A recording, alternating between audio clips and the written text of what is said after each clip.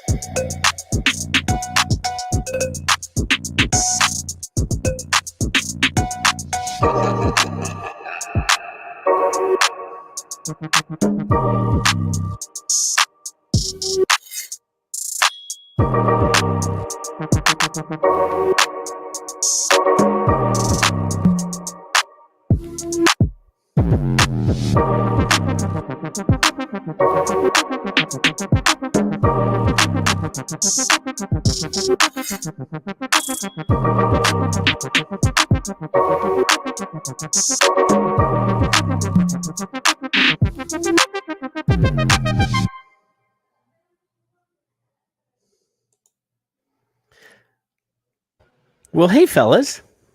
What's up? What's up? So, yeah, this is this technical thing. It was playing live a while ago. It was awesome. I could hear it in my headphones and everything. And we just played it now and whatever. So, hey, everybody. Welcome to Son of Liberty Radio. Hello, Troop and Shannon and Paul. I see you guys in the chat room. Logan.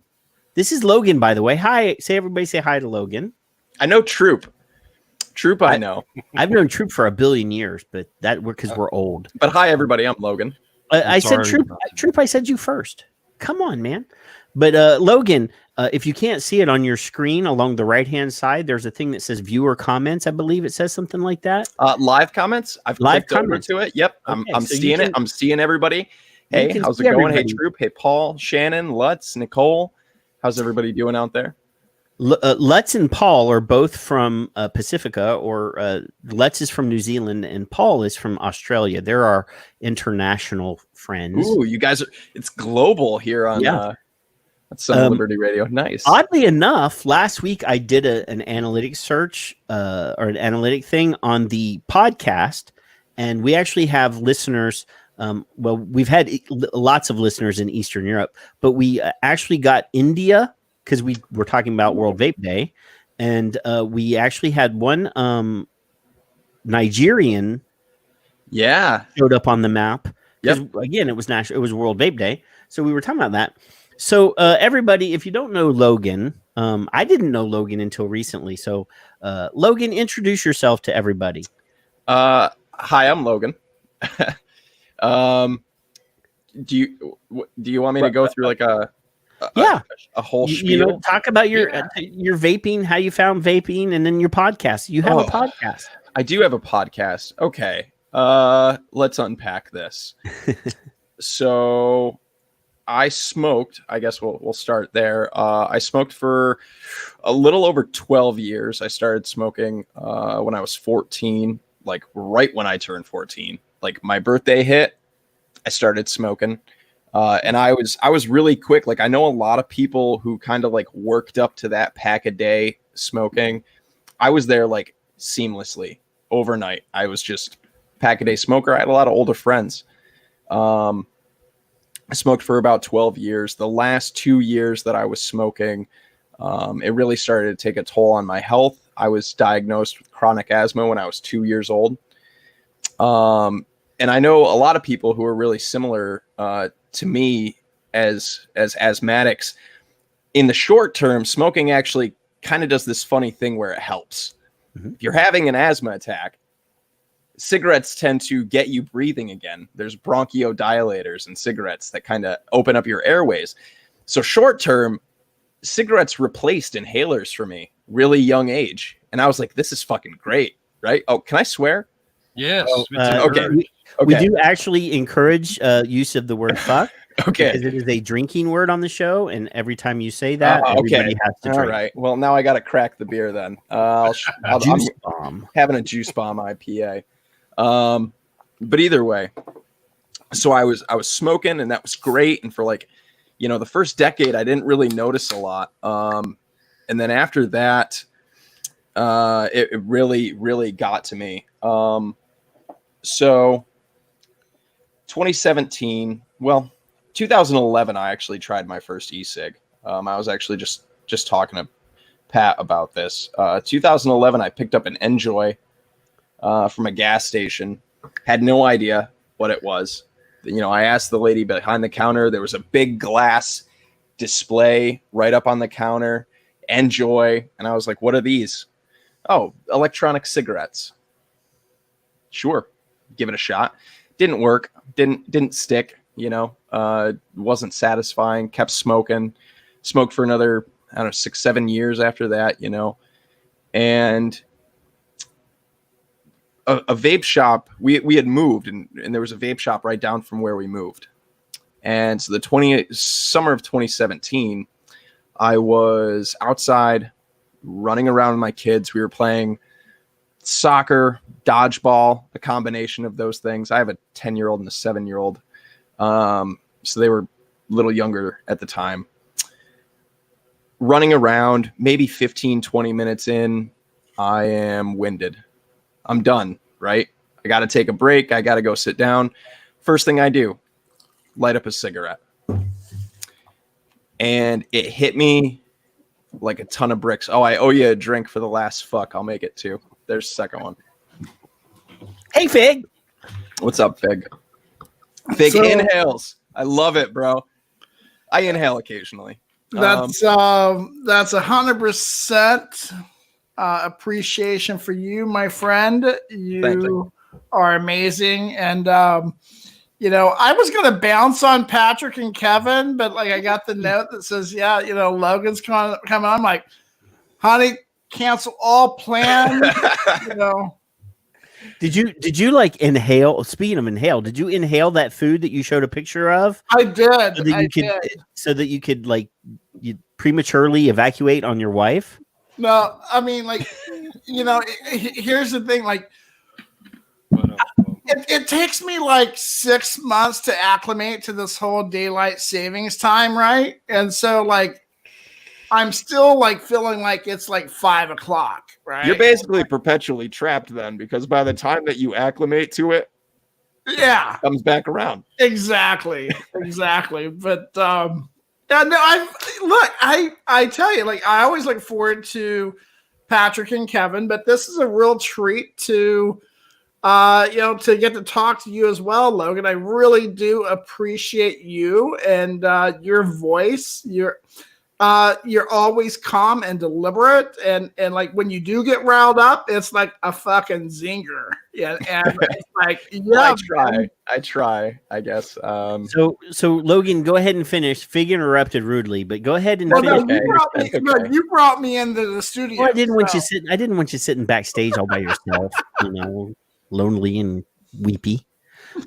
No, that's all right. Fig can interrupt me all day.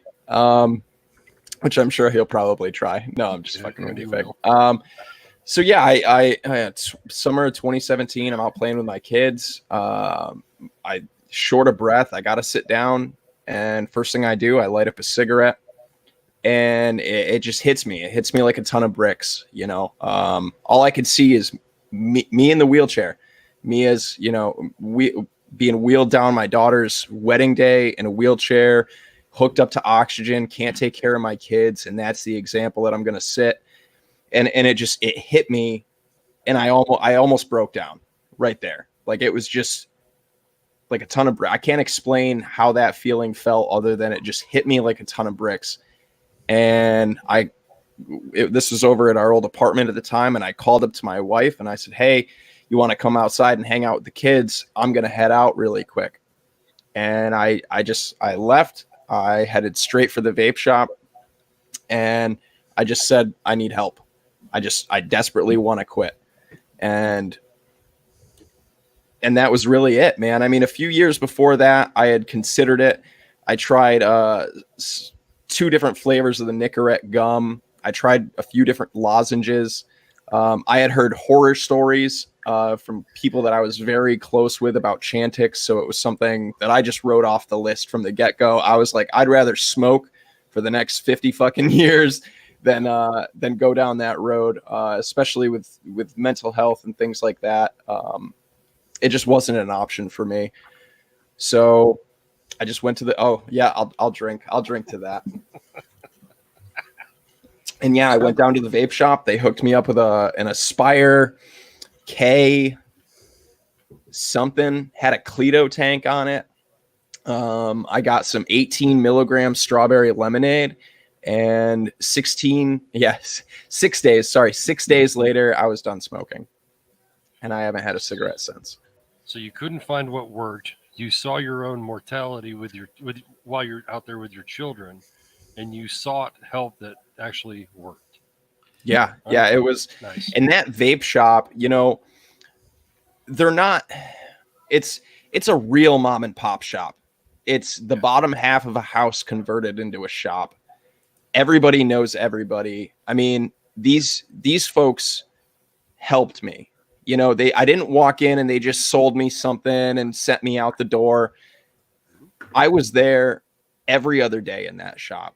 Those guys taught me everything I needed to know, top to bottom. It's where I bought all my first liquids. It's where I bought my first rebuildable device. They taught me to build there. And they're not even supposed to teach you to build. And they taught me to build. They were like, look, we're going to help you, period. Whatever this takes, we're going to help you. And I owe so much to that vape shop and to that experience and all of that. I mean, I was just talking to Grim Green about this. I didn't even go online for the first probably almost year that I was vaping, because everything for me was just that vape shop. I had no idea this world of vaping existed, because I was just so close to that shop and those people. And then I got online, and then I found everybody else. And now we're here. That's what a vape shop is for. Yeah, absolutely. That's the reason why the vape shop is imperative to convert smokers to make this whole thing work. Because I fully believe if it wasn't for that those one-on-one interactions in that community in particular at that shop, I don't know as though it would have worked for me. Because it didn't work for me in 2011 when I bought an e-cigarette, and no one I knew vape. No one was using these. I knew nobody. Nobody knew anything. Nobody could help me. It worked for some, believe me, but different application. Maybe not the right strength. Maybe. Yeah, absolutely. But nobody. I knew nobody. Nobody helped me. Nobody told me anything. If somebody had stepped in 2011, said, no, Logan, put that down here. And you try this, try that. Would have been a whole different story. You bought that from a gas station? Yeah. Well, there's no support in the gas station. Yeah, there's no support from the gas station. Point of service is here's your thing. Give me money now. Yeah, it was ID. Okay, here you go. Here's money, and that was that's it. That's all you get at a gas station. It's all you get when you buy cigarettes. It's all you get when you buy beer. It's all you get when you buy anything at a gas station. Yeah, and when you go to buy cigarettes, it's not like they're going to give you, here, this is a Camel, try the Camel. Oh, here's a Marlboro Light. Here's a Camel Crush. Right. Now, Logan. So again, what year was that, Logan? The year that I first tried an e-cig, that was 2011, I believe. And then the year that it took hold, August 1st, 2017. 2017. Now, anyone that listens to this tonight, tomorrow, next month, next year. I want to just say, God bless those shop owners. Yeah. They were breaking the law, folks. They were doing things that the FDA said you can't do. Civil disobedience, my friend. Are they still in business? Yes. Thank them for me. Yes, Zig I will. And Pat. You know, I tell you, I've caught a lot of shit because, like, when the deeming rags, I mean, I've caught a lot of shit for a lot of different things, but like one of the things I caught shit on was I called the deeming rags and the bullshit, like, you know, my cotton. I had to register motherfucking cotton as a goddamn tobacco product. Really? Suck my dick. Advil cotton. You know, I refer to those deeming regs and the actions from the FDA and the pheno fucks, you know, that have been slicing our throat forever. You know, it's the vape version of the Trail of Tears. How, like, when the government came in and they ripped the children from the families and they took them to the schools and, like, you know, acclimated and re-socialized them. We didn't take it serious, though. Some folks did. I'm so glad that the shop that brought you in to the fold didn't stop, right? You know, it's funny. It was still like they knew that, because it was always kind of hush, right? Don't tell nobody. Like, so certain folks would walk in and they'd be like, "Oh, hang on. I'll be back with you in a minute." Kind of thing. But those guys, man, I owe everything to them as far as teaching me what I needed to know, and just the support. That was it, you know. So back then, like, you know, my wife is much more well-spoken than I am. Like, you know, she grew up in Chicago. I grew up prettier. in a holler. You know, I should hope she's prettier. I mean, like, you know, You probably spend more money on your hair than she does. I've never tried to be pretty a day in my life, you know. That hair says otherwise. I would disagree. Yeah. But look, you know, back when deeming regs, as soon as it became official, we started writing letters to the ACLU. We started writing letters to various disabled veteran groups. What we were trying to do was set the stage, because we kept building.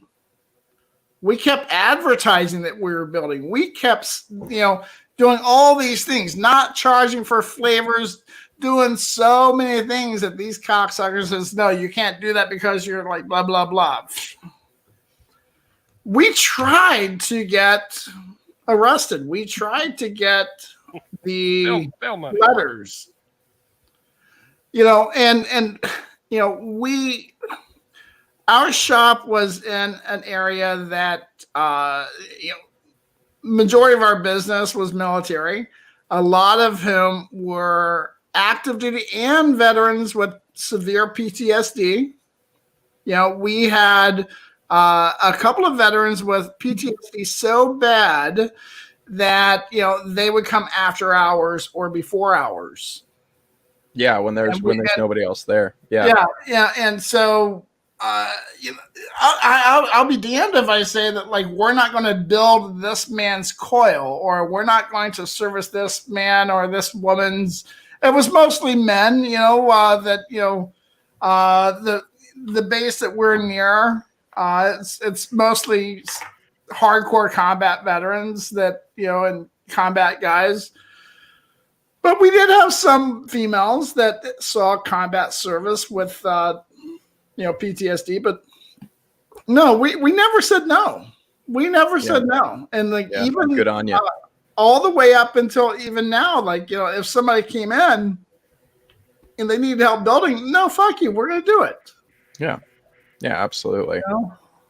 No, fuck you, we're going to do it. Yeah, absolutely. 100%. Kevin, what are you doing to us? What are you doing with it? Yeah, I only brought one beer up here, man. I mean, I have more, but I only brought one. What are you doing? But what yeah, about that beard, man? That's a lovely beard you have, sir. Yes. It looks like he put some product in it earlier or something to make it look nice. I do not. Not But like thank you for the Fig compliment. Most people think I use like a lot of beard oil. I'll tell you what, I have beard oil, but I only use it like if it's like dress up time. It's You know what I mean? It's Yeah, for like if we're special. going out and the wife's like, look, I want you to look really nice, then I open the cabinet and I break out the beard oil. But for the most part, no, I don't use anything. But yeah, thanks. Yeah, I do. Bulls have a beer every now and again, and you're good, right? Yeah, exactly. We do want to welcome Bruni. Bruni has showed up. Costello is on the YouTube page watching on Speaking of YouTube. amazing beards, Bruni's beard is epic. Bruni Fucking, I mean, like, It has know, its own zip code. I can't, man. I've tried. I've had my beard a lot longer than this, but I work outside. I work in landscape. I work 55 hours a week, 6 days a week, and it's just hot. You know, it just gets too hot. His chin is so skinny Yeah. because it's all the sweating and the work of the beard. Yeah. so when you go like this, like, can you do that hair thing, but with your beard, like, you got- or like No, but I Pai do Mei. have really good well, tan and you're like, lines. you know, Yeah, or like Pai Mei from Kill Bill. You know, you gotta You like play those with the tan beard, lines? you know. Oh, they're good. I mean, they get better over here. oh my, He is a true redneck. Yeah, Oh. that's red. That's redneck. But You know they have this thing that you can put on. It's designed to prevent that from happening. It's called sunscreen. It's harm oh, yeah, reduction. no. Sunscreen is Sunscreen's harm. for the kids. That's harm reduction. Believe me. Look at pasty white boy here. Yeah, Harm reduction. You know. Yeah. We don't want to all show off our Irish. Come on, Fig. But yeah, I mean, I guess that's my smoking story. I don't know if you guys want the whole podcast story too. Well, That's kind of a mess. You do have a podcast. That's one We of the do. that's one of the reasons why you have our attention. So I mean, we- obviously, I've been following you for a long time on Twitter and didn't even know that you had a podcast. And then I'll give you a transition question, Logan, to the podcast. What was the catalyst for you to get on to Twitter and start the podcast? What caused that?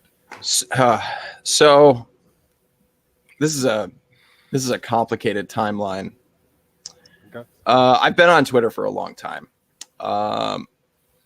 I was a video game content creator, as far as like streaming videos, things like that. And I say that we used to do a lot of charity work. We used to do live streams for Extra Life for Kids, which is a great organization. We raised a lot of money for the Women and Children's Hospital in Buffalo. So we used to do a lot of that. And I'm a big nerd. You know, I've been gaming since I was 4 years old. So it became kind of near the end of my video game streaming and content creation is when I started vaping. And at the end of that, I was kind of dabbling and doing some really late night shows on my platform, talking about vaping, just kind of talking shop with people. The issue with the platform that I was on was that it had a very young crowd. And when I started to notice people who were definitely not of age in my chats and things like that, I said, all right, this is got to go. I'm not going to do this anymore. Good. That and streaming in itself, you know, it was a rough time for my family and things like that. So I kind of stepped away for a while. And then we'll fast forward maybe a little bit. I had gotten on Instagram. I had never had an Instagram before. I was on Twitter for years. I don't do Facebook for a lot of reasons. I'm not a Facebook guy. Sorry to everybody here from Facebook. But so yeah, I started the Rise and Vape show initially on Instagram. It was just like a live morning show. And it was just me. I was building coils or cleaning, atomizers, whatever it was, just talking shop with people. Whoever wanted to pop in to chat, I'd get them in the chat. And it was a nice little morning show. And then I had actually started watching a lot of Grim Green stuff, believe it or not. And he had this one little segment, this one little blurb in like a vlog where somebody said, you know, hey, Grim, I'm really interested in starting a YouTube channel. but there's so many YouTubers out there. Should I do it? And without skipping a beat, he's like, yes, but advocate. Like, yes, do it and advocate, because we need more voices and we need more people. And I heard that and I was just like, well, shit, like I just want to make content again. I'm going to start a vaping show. And so I started the Rise and Vape show on YouTube. I think the December 2018. And I did YouTube for about 10 months or so, 10, 11 months. And I hated a lot of it because I'm terrible at editing video, and it would drive me insane. It was like my entire Sunday would just be shooting hours worth of footage, all these different segments, and then editing and uploading and the whole mess. And after a while, it got to be too much. I lost out on a lot of time with my kids, and that time is precious. It's the whole reason I quit smoking, is for time with my kids. And here I am giving it up. And so we left YouTube.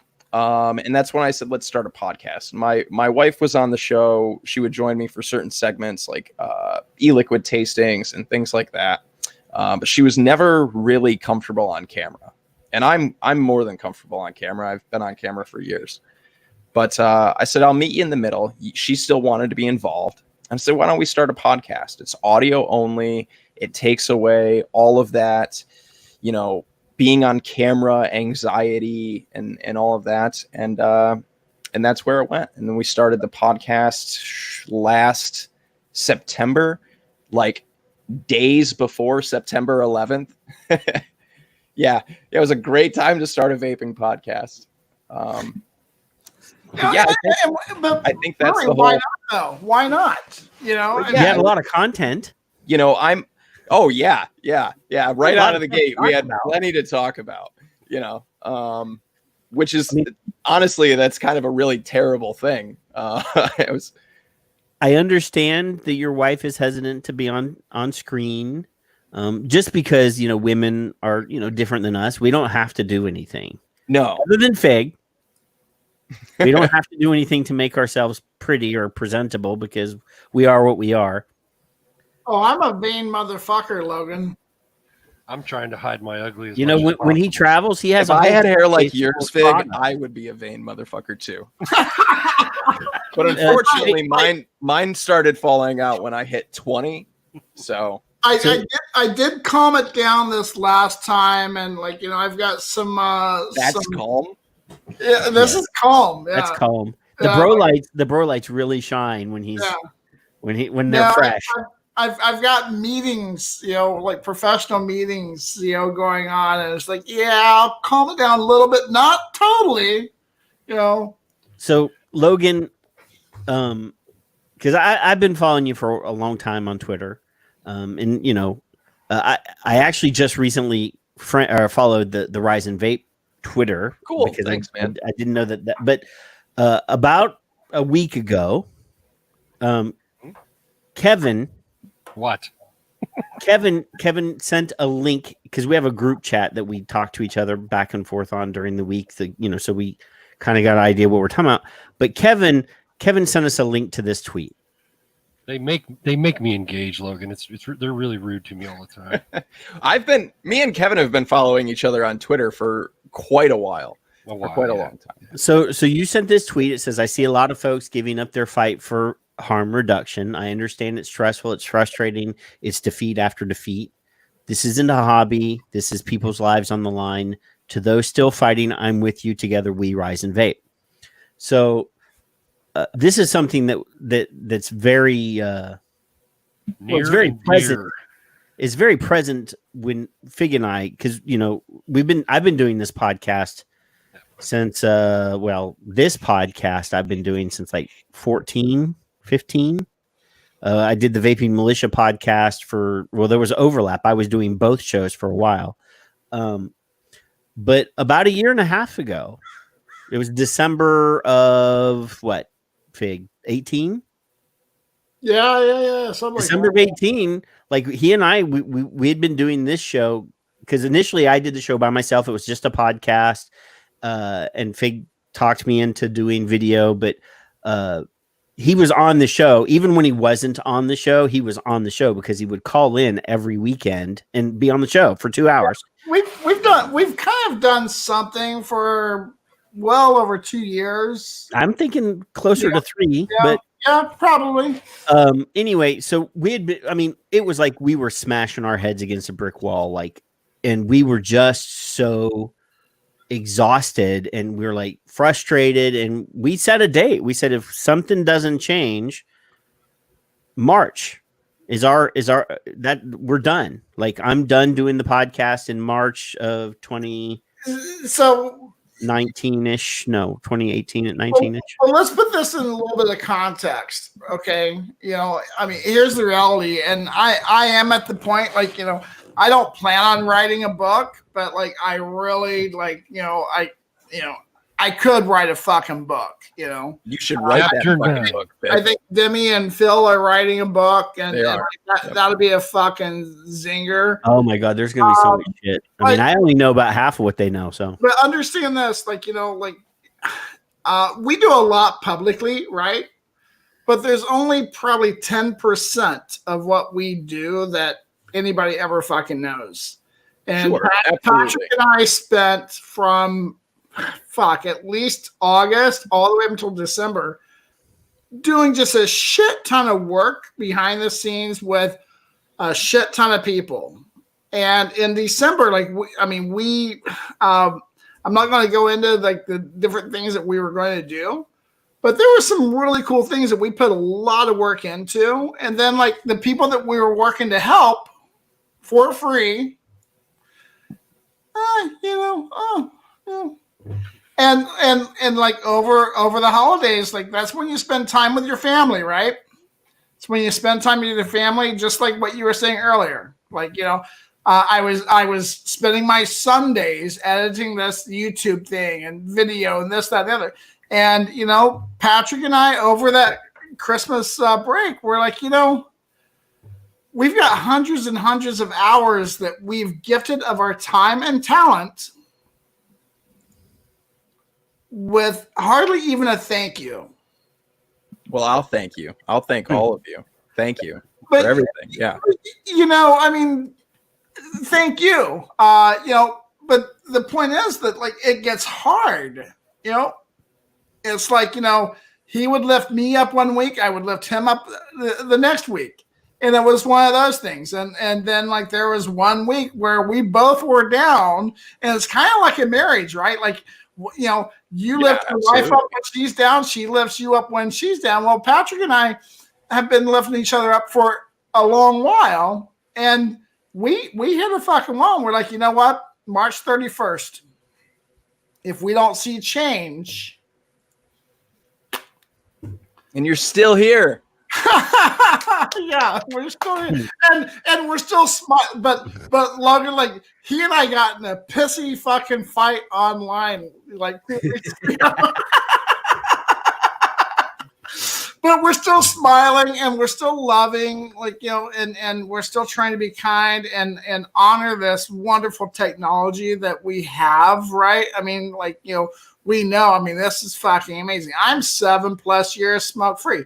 Patrick is like 23 years, you know, smoke free. Kevin, I think he still smokes weed and crack, but like, you know, he's been vaping for a while. Like, I have a lot of harm reduction pointers for you then, Kevin. Tea, just tea now. Tea with a sprinkle of fig's hair. Ooh. Ew. That's kind of gross. I touched his hair once. That's it's chapter black 9. market, Logan. It's black market. Hey. It's not legal. That's okay. Yeah. That's all right. I just need to know what dark corner of the web I need to get on to find some. But 9. But yeah, I mean, you're right though. It's got to be like a marriage, right? And in any relationship, you're constantly building each other back up and trying to pick each other up when you stumble, and we're all going to stumble along the way. And you're right, when you're both down, it's hard to get back up. It's difficult. You know, you don't have the other person's hand, you know, coming down to pull you back up. And that's tough. But I mean, again, you guys are still here. We're still here doing a show. We're still here talking about this right now, June 2020. Well, what it was, we got to our deadline. We were like a week away from our deadline, maybe 2 weeks away from our deadline. And this lady comes into the chat on our show, and it's this lady we'd never heard of her. We didn't know who she was. She was asking a lot of questions. She was so awesome that like we thought she was a fucking plant. We did. We actually did. Well, I didn't, but he did. Thought that she seemed kind of fishy. She she was Asian. And, well, that's not obviously, why we thought she was a plant. You know? Well, I mean, one of the comments was, I think this is some girl that works for a Chinese company or something. It was one of the comments that just translation kind of broken. No, communication kind of stuff. I think we looked on her profile. I think we looked on her profile. But this woman, she did not have much of anything public on her profile at that time. Right. It was very devoid of information. That's what, usually one of the things that but anyway, she asked questions and she absorbed, and the more she absorbed, the more she was able to communicate with us.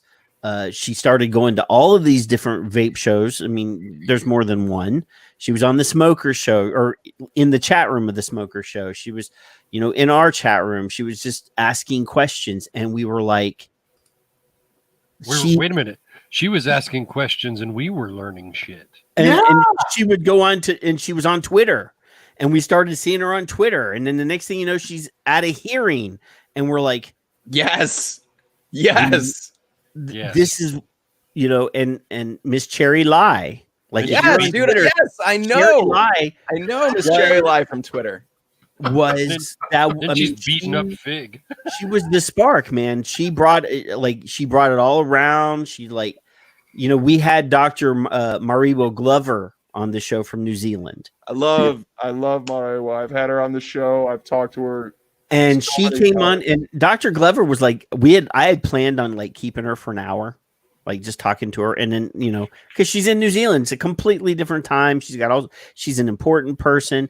Fig and Kevin and I are sitting there with minding our P's and Q's and not cursing and trying to be good boys. And Cherry's in there. She's like, can you name off a whole bunch of books? And she was asking for a reading list. She was asking for just all this stuff. And she got encyclopedic knowledge just from talking to Dr. Glover and absorbing everything. And that is what, when I saw how excited that she was, that made us excited. And then, that brought us awesome, and plus, they're chatting in the room about when Dr. Glover was on the show. We were good boys. We didn't say anything bad. We were, until she did. I'm pretty sure that both me and Dr. Glover were swearing on the show that I had her on. She swore because it was when the study about Kevin being a robot came out. Oh. And she was, she said, I created a hashtag. And we were like, what was the hashtag? And she's like, bot shit. And when she said bot shit, we just all fell out of our chairs because we had been so good. So there's Miss Cherry Lie right there. Yeah. Now I'm jealous. That was the first time I met Cherry in person. Yeah. She's awesome, man. I mean, I've only ever interacted with her on Twitter. She's amazing. She's awesome. She's amazing. Yeah, ultra human. Anyway, we're still here, and really, Cherry, we talk about her frequently because we are very grateful. She came into our lives at a time that we really needed her, and vaping needed her. Yeah, we're not the only ones that she, gave a shot in the arm, so to speak. She really, stirred things up, and we can't say enough about her, and gratitude. Yeah, she's been on the show. One of the nights that Fig decided to blow us off, she came on the show. Nice. It was awesome. Very nice. She has no filters. That's good. That's good thing.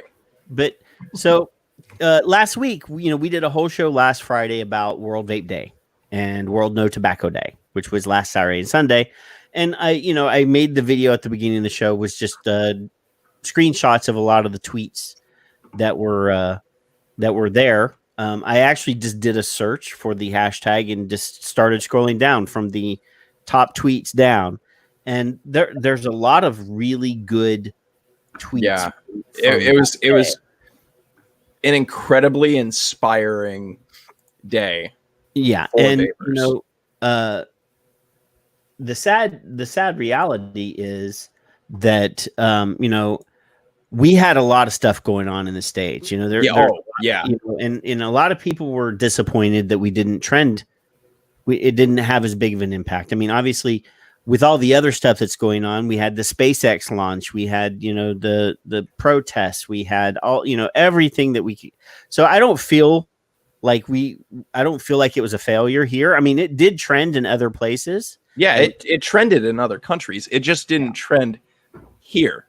Yeah, I mean, we had all these amazing tweets. I mean, this is one from the from the World the World Vape Day official tweet account. And I have a few of these, but I'm not gonna show them all. But it's just like amazing things like this. Kind of looked like Logan. That one disappeared. Close. Yeah. He's got better hair than me. Here's one of Fig. This is one of the ones that was top trending. Hair's on point, Fig. Thanks. Yeah, I mean, Fig, Dimitri, Nick, Grim Green. A lot of people were just on top of it. On top of it that day. I didn't have as many tweets as everybody else. I mean, Dimitri was just like every 5 minutes, just dropping the mic. Nick, yeah, absolutely. Just boom, boom, boom. Fig, you were pumping out tweets. I mean, Kevin never stops. No, I'm a bot. Yeah, dude, 100%. You're definitely a bot because you were on Twitter. Boom, boom, zinger, zinger, zinger. This is just a regular dude. This one's just from a vaping saved my father's life. Yeah, got my brother off of cigarettes, got me to cut way down from where I was before. I know one day I won't be smoking at all thanks to flavored vape juice. This is what is saving lives every day. We need to fight World Vape Day. I mean, yeah, this dude is on his journey right now. Exactly. And that's it amazes me. I mean, and every journey's different. Every fucking time I hear the same story, it's never the same. It's never the same. This is one of mine. I love this one. World Health Organization Framework Convention for Tobacco Control and CDC are really saying when they attack vaping is don't stop smoking that way. We get to make your decisions for you. They want to control your choices. Don't let World No Tobacco Day 2020 go to waste. Say yes to tobacco harm reduction. Just amazing content from amazing people all over the world. And I don't have any negative feelings. I mean, obviously, there's always room for improvement, but we took control of the hashtag. We controlled it. We were even if we didn't trend, if you did a search for the hashtags, our tweets were the ones we owned it. And that was the whole point, was we were going to commandeer it. We were going to take control of their talk, their what's the word I'm looking for, Kevin? Bullshit their narrative. Story. Their narrative. That's the word. See, Logan. We took control of their narrative. Yeah, absolutely. I the thing that I love about especially the Twitter vaping community is we just hijack everything. Yep. We hijack everything. World No Tobacco Day, we'll hijack that. Quit Lying campaign from the American Heart, we'll hijack that. we're gonna hijack this thread. We're gonna hijack this hashtag every The sad time. thing is, they spend millions of dollars creating And these. we just whoop, They we just take it. They hire social media gurus and all this, all these people. There's nothing they can come up with that we cannot turn around for free. Absolutely. For free. And for free. There's so many more of us that are willing and able to just hop in and join that they will never be able to pay enough, influencers, social media people, whatever it is that they're going to spend their tens of thousands, hundreds of thousands of dollars on. They'll never, ever have enough people to keep up with us. And we're free. And it costs us nothing because we give a shit. That's why. Those people, they get paid a bunch of money. They don't care. Those influencers or whatever, these people that go on and do these, advertisements for the truth and all that. None of them care. They don't care. That's why they did it. That's why they only dedicate one day. Right. Every day is World Vape Day. That was one of my tweets. Every single day is World Vape Day. It is, but look, we had a grand time. I'm going to flip it a little bit for our friends and for us, because we have to have a dose of reality too. It was a fantastic time. I put in a lot of work on scheduling tweets. It was a very busy weekend for me. I was a single parent that weekend. My wife had a family situation. She had to go out of town. So I was up late scheduling tweets, and listen to what I just said. Scheduling tweets. You don't have to be live. There's technology you can schedule shit. Oh yeah. The majority of my tweets over the World Vape Day weekend, they were scheduled. Scheduled. Now, we had really lovely participation on Saturday. We really did. We had over 50,000 tweets on Saturday. Now, what we need to understand is, we've got thousands, maybe tens of thousands, maybe hundreds of thousands of yahoos that vape, that they just want to go on Facebook and bitch and moan and yell and scream and THR, blah, blah, blah. Look, motherfuckers, especially if you're only ranting with friends only set, it only goes to your 12 buddies. Doesn't go anywhere. And a lot of you people, and yes, I did just say you people, you're not tagging the president. You're not tagging the FDA on Facebook. You're not connecting outside of those 12 yahoos that are your friends. Yeah, you have to use social media to your advantage. You have to use those hashtags. That's how it works. I mean, otherwise you're just kind of in the void. Come out of the void. And here's what I'm going to share my screen. I'm going to show a few things here. And I hope that what I'm about to say doesn't discourage you. Quite the opposite. My hope is that it pulls you in to where you understand that yes, there were quite a few people that took part, that actually participated in World Vape Day, but there weren't many. There were not a lot. When you think about 50,000 tweets. I did 43,000. All right, so I'm going to share my screen. If Patrick will hit the okay when I do so. If you just do it and quit talking about it, it would be all right.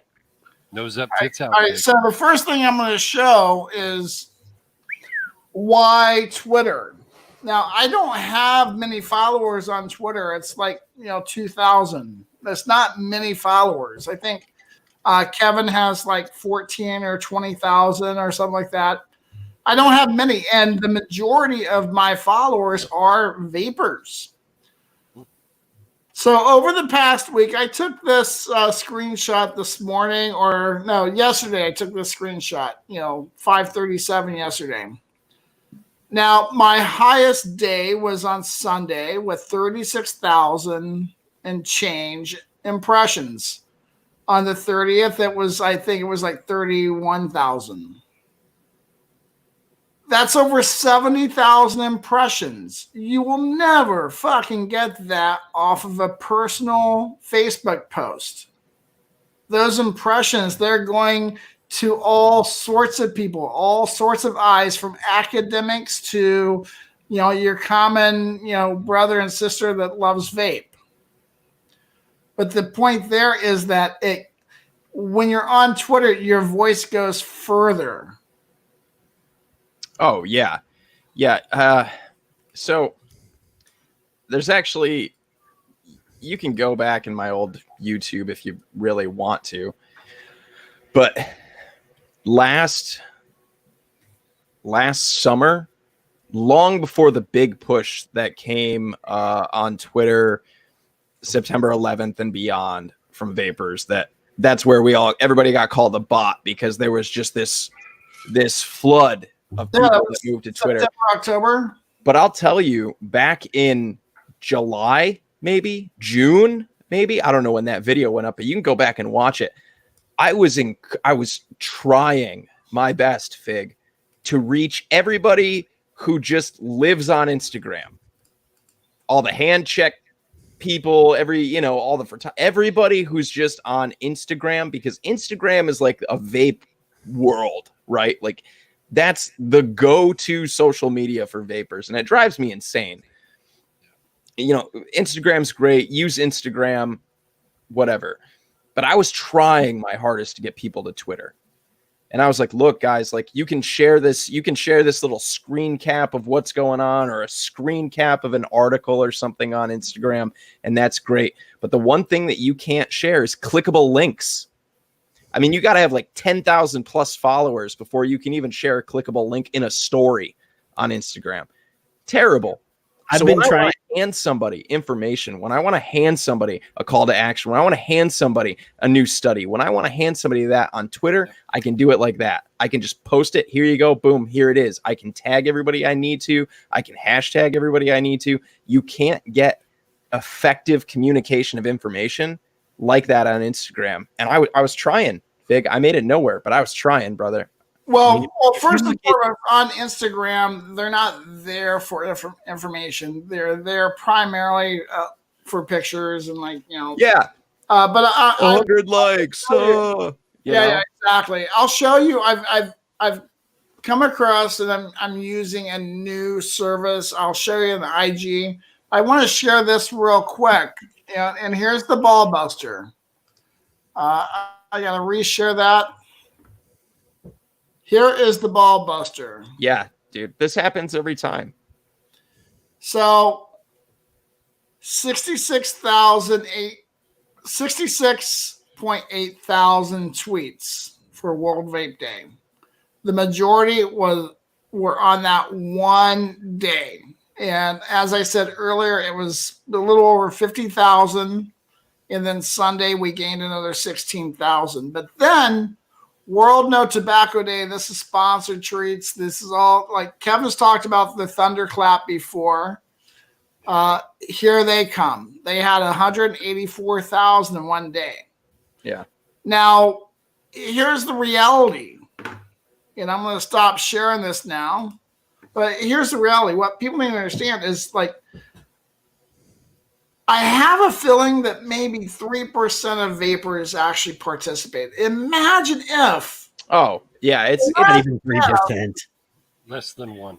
Yeah, I think you're being generous with 3. Yeah. I am. But I in hell. Now, to be fair, to be fair, if you look at all of the different groups that we talked about last week, and if you get outside of your American head, like, huge numbers of international vapors were tweeting. Oh, yeah.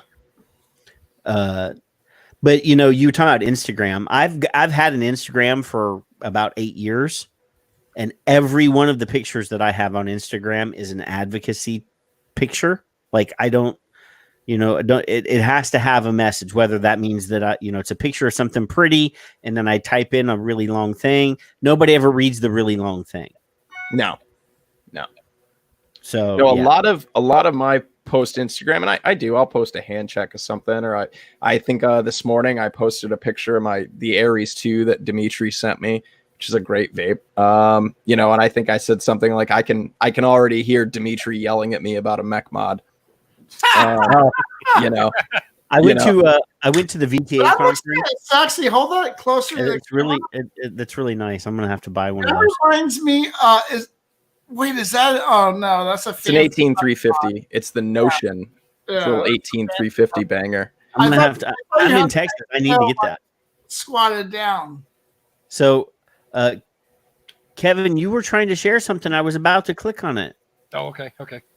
I was going to give Fig and well, Fig's got like 3 different things shared right now. So. I have one thing shared. I just want to show Logan one thing, you jackass. No, I'm telling you, on my screen, there's 3 different tabs that say that you're sharing stuff. No, there's one. There's like 3 pictures on the goddamn. There's 3 different tabs here that say Fig Inhale screen. All right, here. Let me try it again. There's a 4th. Okay, I'll show Fig's thing real quick. Okay, so Logan, my friend. First and foremost, Global Forum on Nicotine is coming up. We should talk about that tonight. But right here, Linktree allows you to have multiple things. It's one link. So, like, here are the current most important things to me. I need to invest in that. That's what I need to invest in. So Linktree. There's my Florida Smoke Free Twitter. There's my VTA Twitter. There's my Twitter. There's the Florida call to action. There's the VTA call to action. And there is the registration for the Global Forum on Nicotine that's coming up on June 11th and 12th. And it is free. Yes. Everybody. For everybody. So it's not just something we got to watch after it happens. So anybody that is on Instagram and you're looking for a connector where you can have multiple links, and so like when you make a post, add it to your Linktree. Linktree, and you can have it listed out there. It's pretty groovy. I'm gonna invest in that because I either end up putting up a new link to something, whatever's going on that's important, and then I'll go back and I'll make a post about like a latest podcast and what we talk about and links to stuff like that, and then I'll link the podcast back up on my page. I'm kind of constantly like rotating links up there. No, you'll dig it. Like that's fantastic. I think the paid is $6 a month, but they have the free account works really well. Cool. Yeah. So try free. Yeah, free is good. Yeah, you'll like it. I'm definitely gonna. If I gotta invest $6 in it, hey, it's worth it. All right, Kevin, what are you sharing with us? You're so patient, Kevin. Just in general, mine is. Hang on, I've got Fig said how many followers or whatever. So my followers are now, where is it? 13.7 thousand. I had like 14 something. Twitter did something. That's like 14 times as many as I have. Yeah, bro, you're killing it. So Friday, 67 tweets, 19,000 impressions. Saturday, I did 189 tweets. Holy shit. I'm telling you, dude. Kevin kills the Twitter game. Beast. Kills it. Fuck. 150 Sunday, rather. Logan, my goal for the entire weekend was 50. So I did 9 days. To squeak out like a dozen, dude. I did 9 days on my my span, but 198. And you had, what'd you have? 111? I had 111. So I have all those extra followers. I put all that effort into 150, 189, so 3 whatever. I'm not a bot. I do math. Say 400 tweets right there, and I did do a little better than you, but yeah, in the grand scheme of volume doesn't necessarily. I don't matter. know. Let's see. So, I don't know. so It's a Kevin. rare day that I actually look at my Twitter analytics. So but, I take a different approach. I shoot for a lot of video content, and if I can't find the message that I'm trying to put into the universe, into the Twitter sphere, I'll make the fucking content. But you're also inspiring someone else to do their own too. Yeah. So in all that, there's a lot of variables that we're looking at. So I just pulled up the 29th to the 6th. I had 124.1 impressions on Twitter. Nice. 124.1 thousand over that 9-day period. Very nice. It's pretty sweet. And like just the three of us, there's 300,000 impressions, and ultimately, like the point, and I hope our friends that are hanging with us tonight and listening later understand that this is not a braggadocious thing. This is we're trying to show you that like your voice carries more weight and volume. It radiates further on Twitter than it does Facebook. Facebook's fun, right? It's fun. It'll make you like bash your head into the wall sometimes, but Facebook is fun. Why I love Facebook, man. I have one. You can friend me. You can look at my occasional once every 6 months post, but Twitter is like home base for me. That's my go-to social media. I'm a scrub. I only got 26,000 impressions. So, but that's fantastic, and there's nothing wrong with that. Yeah, your voice is radiating, and that's the point. Your voice is radiating. I keep babbling. You do realize that I'm not crying about it, right? I'm running my mouth, and I might inspire, let's say, Shannon. I see Shannon's name without my glasses, and she does her own tweet, and then she gets some. I don't care about the followers that already know, but if I'm under tweeting something or over tweeting something, then they do it, and that's the inspiration part. It doesn't matter how many followers you have. I cheated. I cheated today, though. I actually tweeted over myself. Did you quote yourself? Fig looks at his own hair all the time. So I actually tweeted, and then somebody said something, or no, somebody shared a post or an article, and then I'm like, "Ooh, I should have included that in that original tweet," but it was after I'd already sent it, so I just retweeted over myself with the actual link and a new jibe, a new stab at public health. I can't tell you how many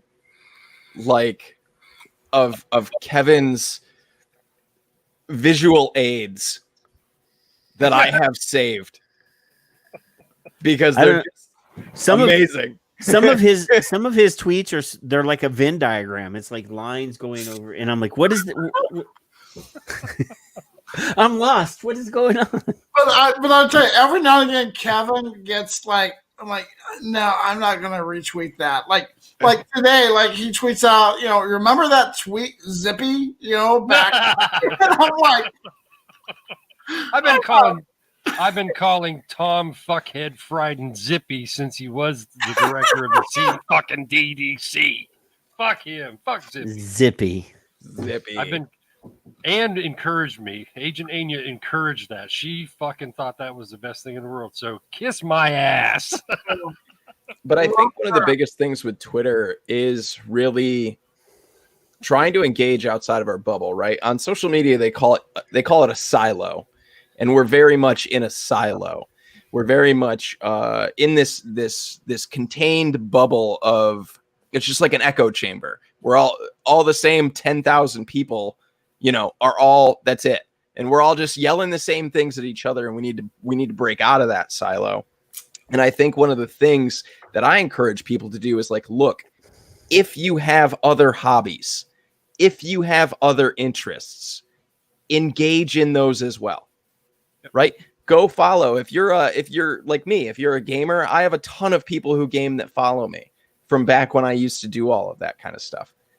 Engage in those communities. If you're a cyclist, engage in the cyclist community, whatever that may be, whatever your other hobbies is, because then when those people follow you and you're still also talking about vaping, sure, you might lose some of them along the way, and they're going to go, oh, he's talking about vaping. I'm not here for that, But a lot of them are going to go, well, I know this guy. We talk about cycling all the time, and now he's talking about all this vaping. You're breaking out of that. You're breaking out of that silo. That's one of the reasons why Phil and I decided to do the geek show. So we do a sci-fi geek show like twice a month now. That's dope, dude. So yeah, just A, for us, and B, to get other people, because if they follow us on Smoke Free Radio or they follow us on YouTube now, because we got the YouTube up, they're going to absorb the other stuff that we talk about too. And if you're not comfortable doing that, look, I understand, like, we're very personally attached to what we put out into the world, right?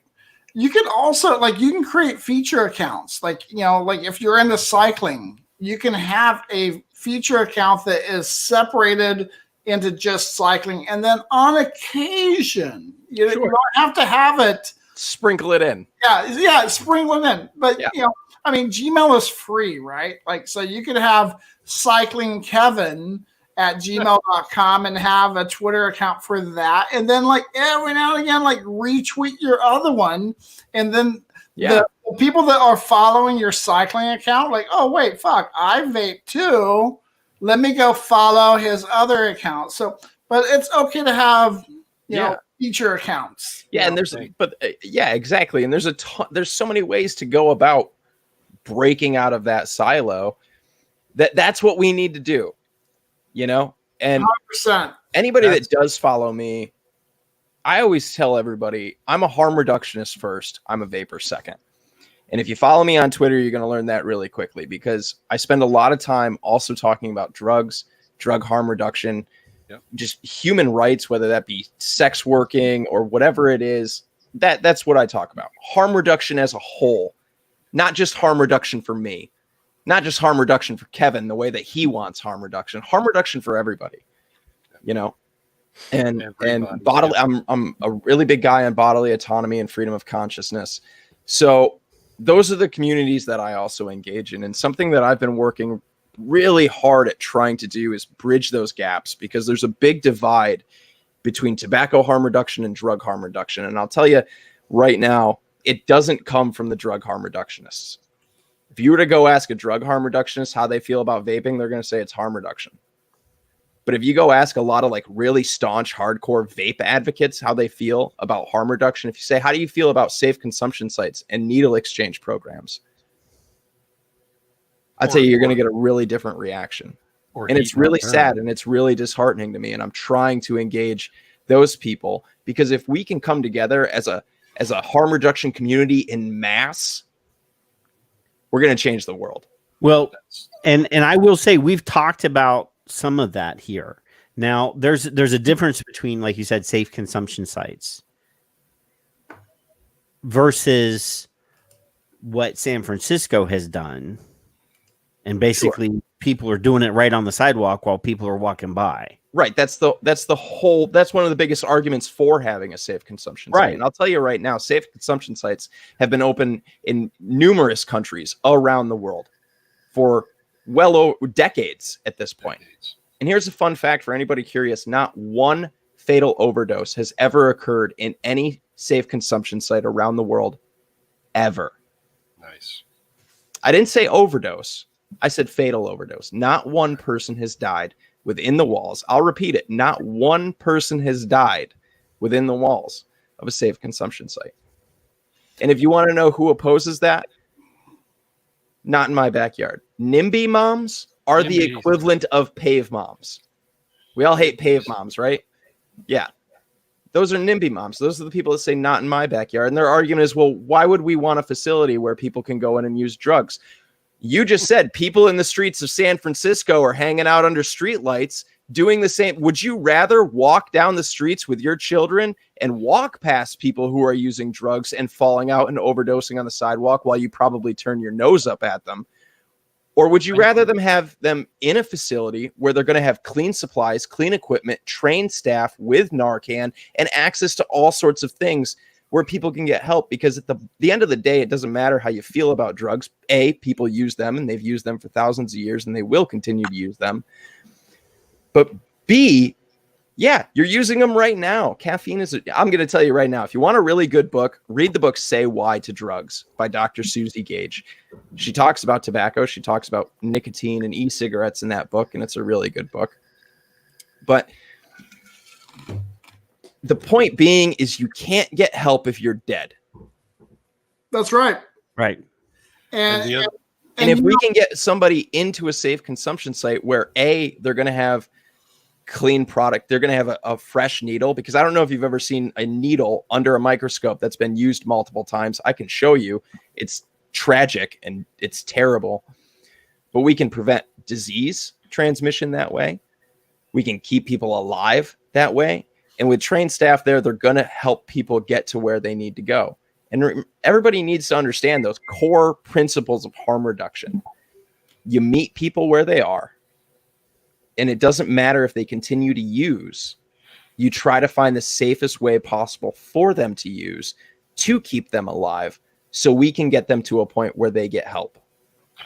Well, can we just come to the point where, those of us in vaping just admit we've got a case of the middle child syndrome when it comes to other forms of harm reduction? We see the older kid that went through high school and college, and they but you let Billy do that. They got hooked on something, and here comes mom and dad, and they spend the college fund on getting them clean. But then, well, I'm the middle child, and I'm hooked on vodka out of your cabinet. Why aren't you helping me? Well, I mean, that's kind of what we're dealing with. I know that's why I get angry, like at San Francisco, why I get angry at my own backyard to use the NIMBY. In my own backyard, we've got a supervisor that has more power than fucking Cuomo, that he's opening up a clean needle site, which is wonderful. But at the same time, the cocksucker is going around town. He's already forced a ban on flavors in 106 cities in our county. And it's I'm the middle child saying bro, I've got a problem too. I think of that. A lot of that comes down to, there are some big key differences, right, between tobacco harm reduction and drug harm reduction. And I think a lot of that comes down to urgency, right? And when I say urgency, I mean, yes, we still lose 480,000 Americans a year to smoking. That's urgent. That's almost 500,000 lives every year. But most of those people aren't dying on our sidewalks right now. No, they're gasping for air in their bed. And that's what I mean by that urgency, where the death from tobacco isn't quite as in your face. Yep.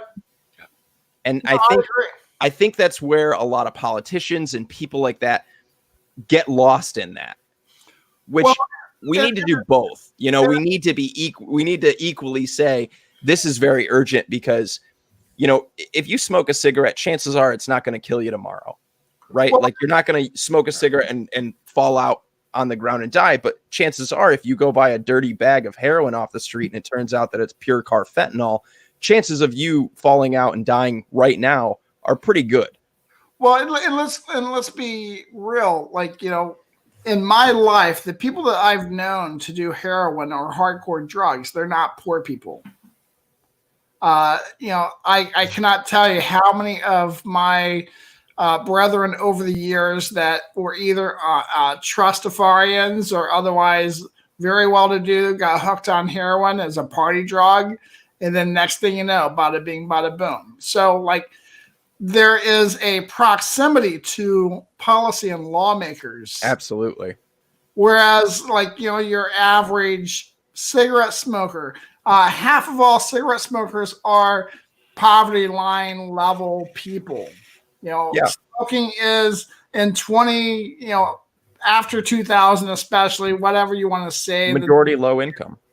It's middle low income, exactly. So you bridge the fact that Logan's right. It's a slow killing, situation. And like Patrick said, you're dying in your bed, gasping for air, or you're dying in the hospital. You're not on the street.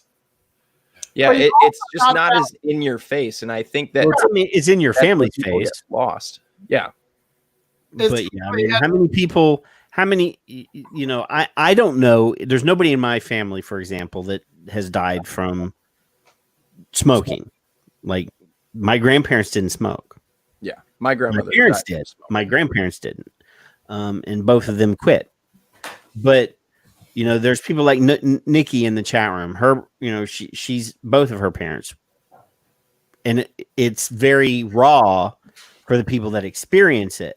But for other people out in the world, it's out of sight, out of mind. Yeah, I mean, they know that. Well, most Americans may not even know that 500,000 people die in America every year from smoking. Yeah, hence the middle child analogy, because who pays attention to the middle child? Yeah, I mean, you're absolutely right. And like, how many big headlines come across, major media outlets about a person who smoked who died from smoking? Very well. Yul Brynner. Remember Yul Brynner did the commercials back in the day? But I mean, let's be honest. Like, it's not news. No, it's not newsworthy. No, and that's the sad reality that we live in. But that's just one of the things where one of my big focuses is to, again, engage and bring those communities together, because I'm a firm believer that we're better together than we are apart, and there's no reason that we're apart. Oh, 100%. And I love you for that, because what you're doing is you're normalizing and connecting on similar levels. And when someone reads your commentary about drug harm reduction, like heroin or meth or alcohol, they know you already, so that when you do speak of vaping, tobacco harm reduction, it's an even platform. And I love you for that. Well, I mean, enough of that personally. To be perfectly honest, though, I mean, think about it. Up until just recently, speaking of financial disparity, if you got arrested with rock cocaine, your sentence was 20 years or something. 4 to 10 times longer than somebody that had money that got caught with regular cocaine. Yeah, so I know a lot about cocaine. For anybody that doesn't know, the difference between powdered cocaine and crack cocaine is not much. They're the same drug. Yeah. It's just a difference in freebasing and things like that. But they're the same drug. And price. Yes, price. But there's also a big race disparity there. More people of color, especially in the Black community, use crack cocaine over powdered cocaine, because powdered cocaine, it's an affluent white person's drug. That's what it is. It's the affluent white man who can afford powdered cocaine uses powdered cocaine, and it's just a shitty reality. And there's so many unjust drug laws. I don't know, man. I could go on for days about drugs. I'm not going to hijack this show and talk about drugs. I promise. We're already really far in the weeds. But since Fig brought up kids, middle child, there was something. So during the World No Tobacco Day, the WHO spent a lot of money hiring ad agencies and stuff to come up with these really cool pictures, and we showed them last week. So this is one of my tweets, and I tweeted over the top. And I said you couldn't find any actual examples of vape companies using kids in their marketing, so you created your own at WHO. Who is exploiting kids now? It's time to speak out, because that's their new hashtag speak out. and throw out false ideologues. I can't even say the damn word, and I typed it. And save smokers every day is World Vape Day. But I wasn't the only one calling them out on that, because there was an article published yesterday, and this is from the Guardian. And I noticed this was from Nigeria, and we had a listener last week from Nigeria. So, the headline is experts accused WHO of encouraging smoking to waste more lives, and the UN agency decries exploitation of young children by tobacco firms. So this directly ties in to their ad campaign from the week. And it's a group of foreign experts has criticized the World Health Organization for its backwards-looking approach to innovation and new technology, such as vaping products. And then it goes on to explain what vaping is. I'm not going to read that, and it gives a definition of what e-cigarettes are. But the professionals who claim independence in a statement said that they were angered by the WHO's alleged dogmatic hostility towards new technology, fearing that the UN or the United Nations agency would squander the opportunity to avoid millions of premature deaths that will be caused by smoking. And then it goes in. It's David Abrams, Professor Robert. I can never say this guy's name. Beaglehole. Tom Miller. Yeah, this is a who's who. John Britton's here. Rajesh Sharan. David Sweener. This is like all these people. Clive Bates.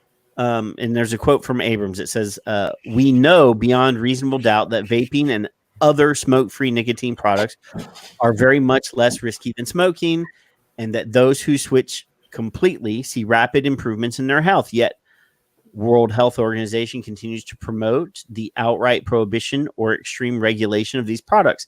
How can it make sense to ban the much safer product when cigarettes are available everywhere?" And there's ads for comic books. I don't know why that's there. Ad space. Macy's has an ad. I haven't seen a Macy's ad in a while. and they know that I buy comic books, apparently. So the team raised the alert that the global agency could miss key international objectives for reducing cancers, heart and lung ailments. The Sustainable Development Goals required a 1/3 reduction in casualties from non-communicable diseases. The WHO, on World No Tobacco Day, launched a new kit for students aged 13 to 17 to alert them of the tobacco industry's tactics to hook them to addictive products. This year's version of the event, which was held on May 31st, focused on protecting children and young people from exploitation by the tobacco and related industries. The toolkit had a set of classroom activities, but they're indoctrinating these kids. It's DARE 2.0. That's the world that we live in with these kids right now. It's DARE 2.0. And if you actually look into studies as to how effective DARE 1.0 was, it failed miserably. It's like just say no. How many, other than the NRA itself, with the Eagle, I can't think of the Eagle's name. They do gun safety with children. Those children are brought in by parents like myself or a grandparent soon.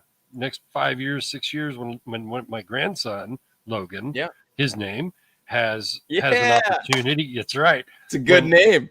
When I feel it's appropriate, I don't care about his mother.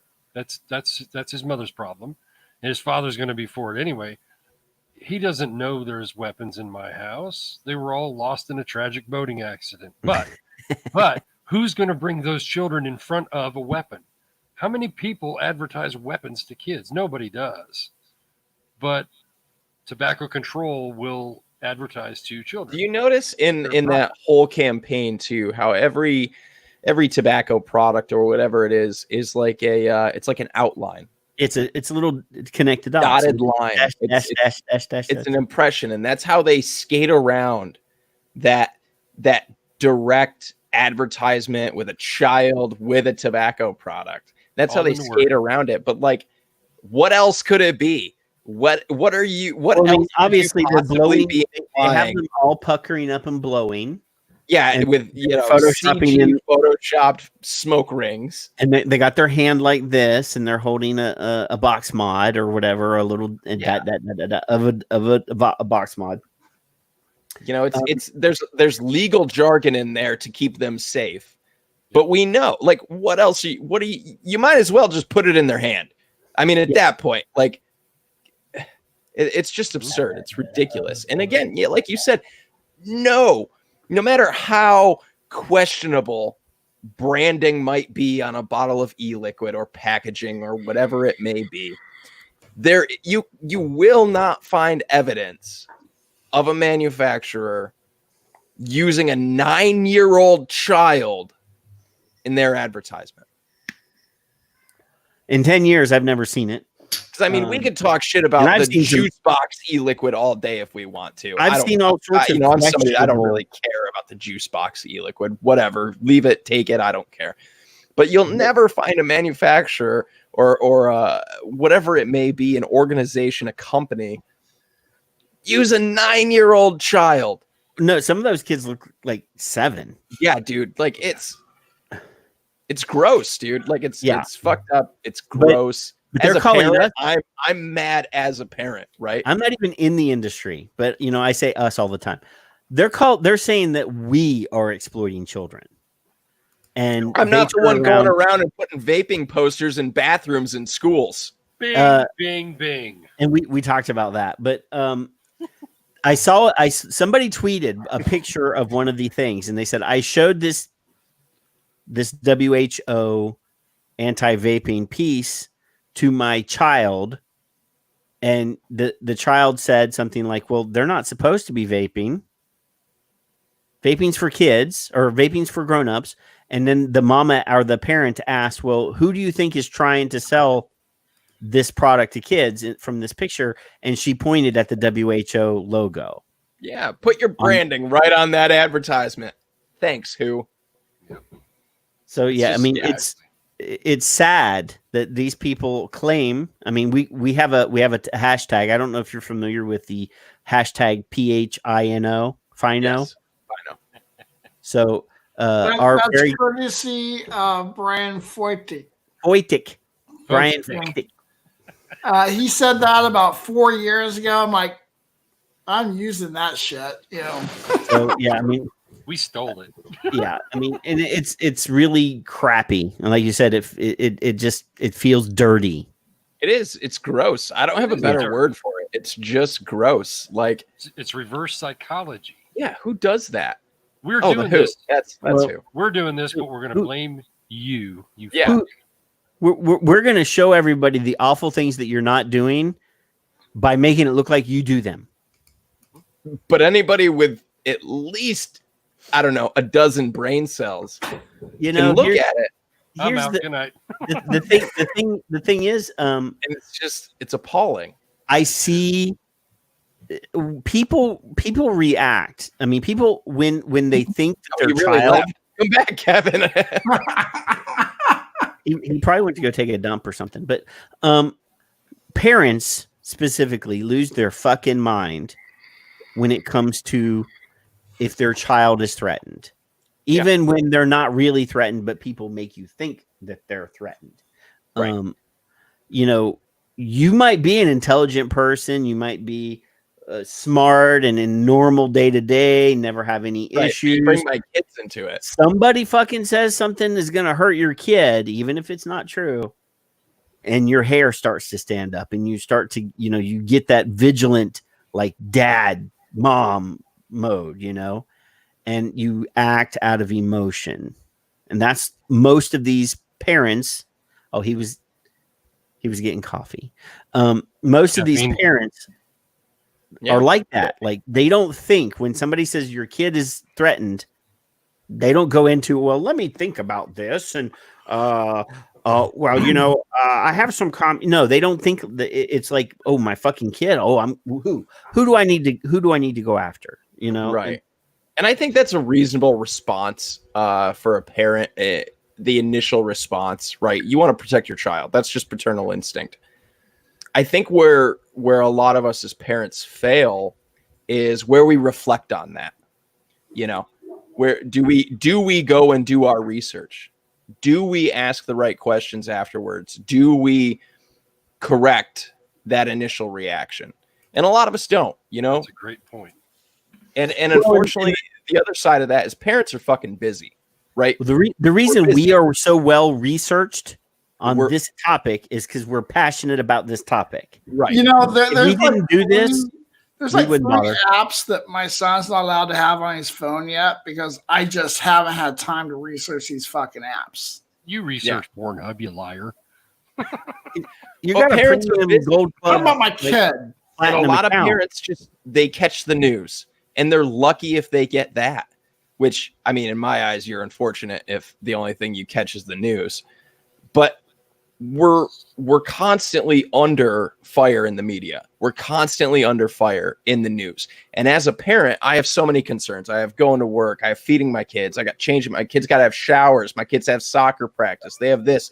And if the only information that I get in a 5-minute window about these things is terrible news, that's all I'm going to know. Well, I don't have time as a parent to go dig through the nonsense to find counterpoints to this and arguments for that and pick a side. I don't have time for that as a parent. So what I want, this And is a challenge. This is something I want to, the next time you're watching your local news and there's a negative news piece about vaping, I want you to find it on the internet. I want you to find that video on the internet and then do a local news search with other news affiliates or other channels in the United States, because there's this thing that a lot of people don't understand. They have these things called native ads. Yeah. And Bloomberg and all these other news or all these people literally verbatim. They actually write a check to the local news buyers, the local news channels. If you do a 3-minute anti-vaping piece, here's the script. Just get one of your news readers to stand on the street in front of a vape shop and read this script. Yeah. And there's been a couple. Yeah. There's been a couple of these. We talked about, there was Operation Mockingbird. Last year, there was one, and I can't remember what the topic was, but they found like that segment in 40 different news areas, and they made a super clip, and it was the same exact. You drop Mockingbird. It was called Project Mockingbird. You talking about the CIA thing from the 60s? No. I'm talking about the thing last year where this group of people went and found all of these videos and made a video. Yeah, and they called it put Mockingbird. all of them up, and they played them at the same time. Yes. And it's I mean, Go even on the YouTube and timing. do a search for All right, Project. so do you guys know about like the conspiracy theory about the CIA back in like 67, like infiltrating, like, you know? All right, so put on your tinfoil hat. So you know what a mockingbird is, right? Yeah. Like it actually but, repeats other bird calls. That's why it's called Project but Mockingbird. there's a deep cover thing from the So you got CIA your- in like so 67. you put your tinfoil hat on. And I thought you were like bringing up the CIA. No, shit I'm from bringing the up 60s. an actual I'm thing like, called whoa. No, but that's what they did. Is they actually made the video, and it And was the hey, same Logan, exact- I'm on my first cocktail. You know, wait That's until all right, number man. 2. I've said fuck enough that I'm almost done with this beer. That's one beer. Kevin hasn't been holding up the drink sign for me though, so I'm just it's all voluntary. Yeah, at this so they point. did. So Lacking. Bloomberg has bought native Oh, yeah. ads in the past. So we need to make one of those supercuts of our own. Track down as many of these different local news channels that are regurgitating the same script, and it Great usually idea. happens within the same 2 or 3 days. Absolutely. So when we find one news channel that's doing a negative piece, we need to do searches on video sites to see if we can find all the other ones. Yeah, because I I agree. guarantee you they will have embedded native ads. Nicole says I need to go get more beer. 20 or 30 localities. You're out of- 100% right, man. You're absolutely right. And we do need to do that because we need to show these people like these are paid advertisements. Yeah. This On is your not news. news. This is not truth. It's not news. It's a paid advertisement. It's a paid. That's all it is. That's exactly what it is. So I mean, like, look, here's the reality though. Vaping will survive. Yeah, Vapor absolutely. products will survive. What we continue to fight for is open systems, right? We continue to fight for open systems. We're going to continue fighting for open systems, but here's the reality. Come September, most are going to be gone or illegal, right? And so, one of the questions I have, and for you, Logan, because you are the consummate THR advocate that's outside of these two yahoos, wherever they are on your screen. I'm not consummate anything. I I didn't consummate nothing with you. So one of the things I've been grappling with is not so much my feelings, because I can come around to my own, but by and large, I mean, the landscape is going to shift tremendously. Absolutely. We have so many people that are still saying fuck big tobacco, and obviously with good reason, right? I mean, we still have companies like Juul that's sticking it to us, Well, they won't be big tobacco long. But when we get to October, I did a video. Whenever I have something that's really bugging me, I do a video, and I catch your videos on Twitter all the time. Then I'll just tweet that shit because it's got to come out of my head, right? And so I did a video yesterday that thank goodness for a restream, because it was 5 minutes long. But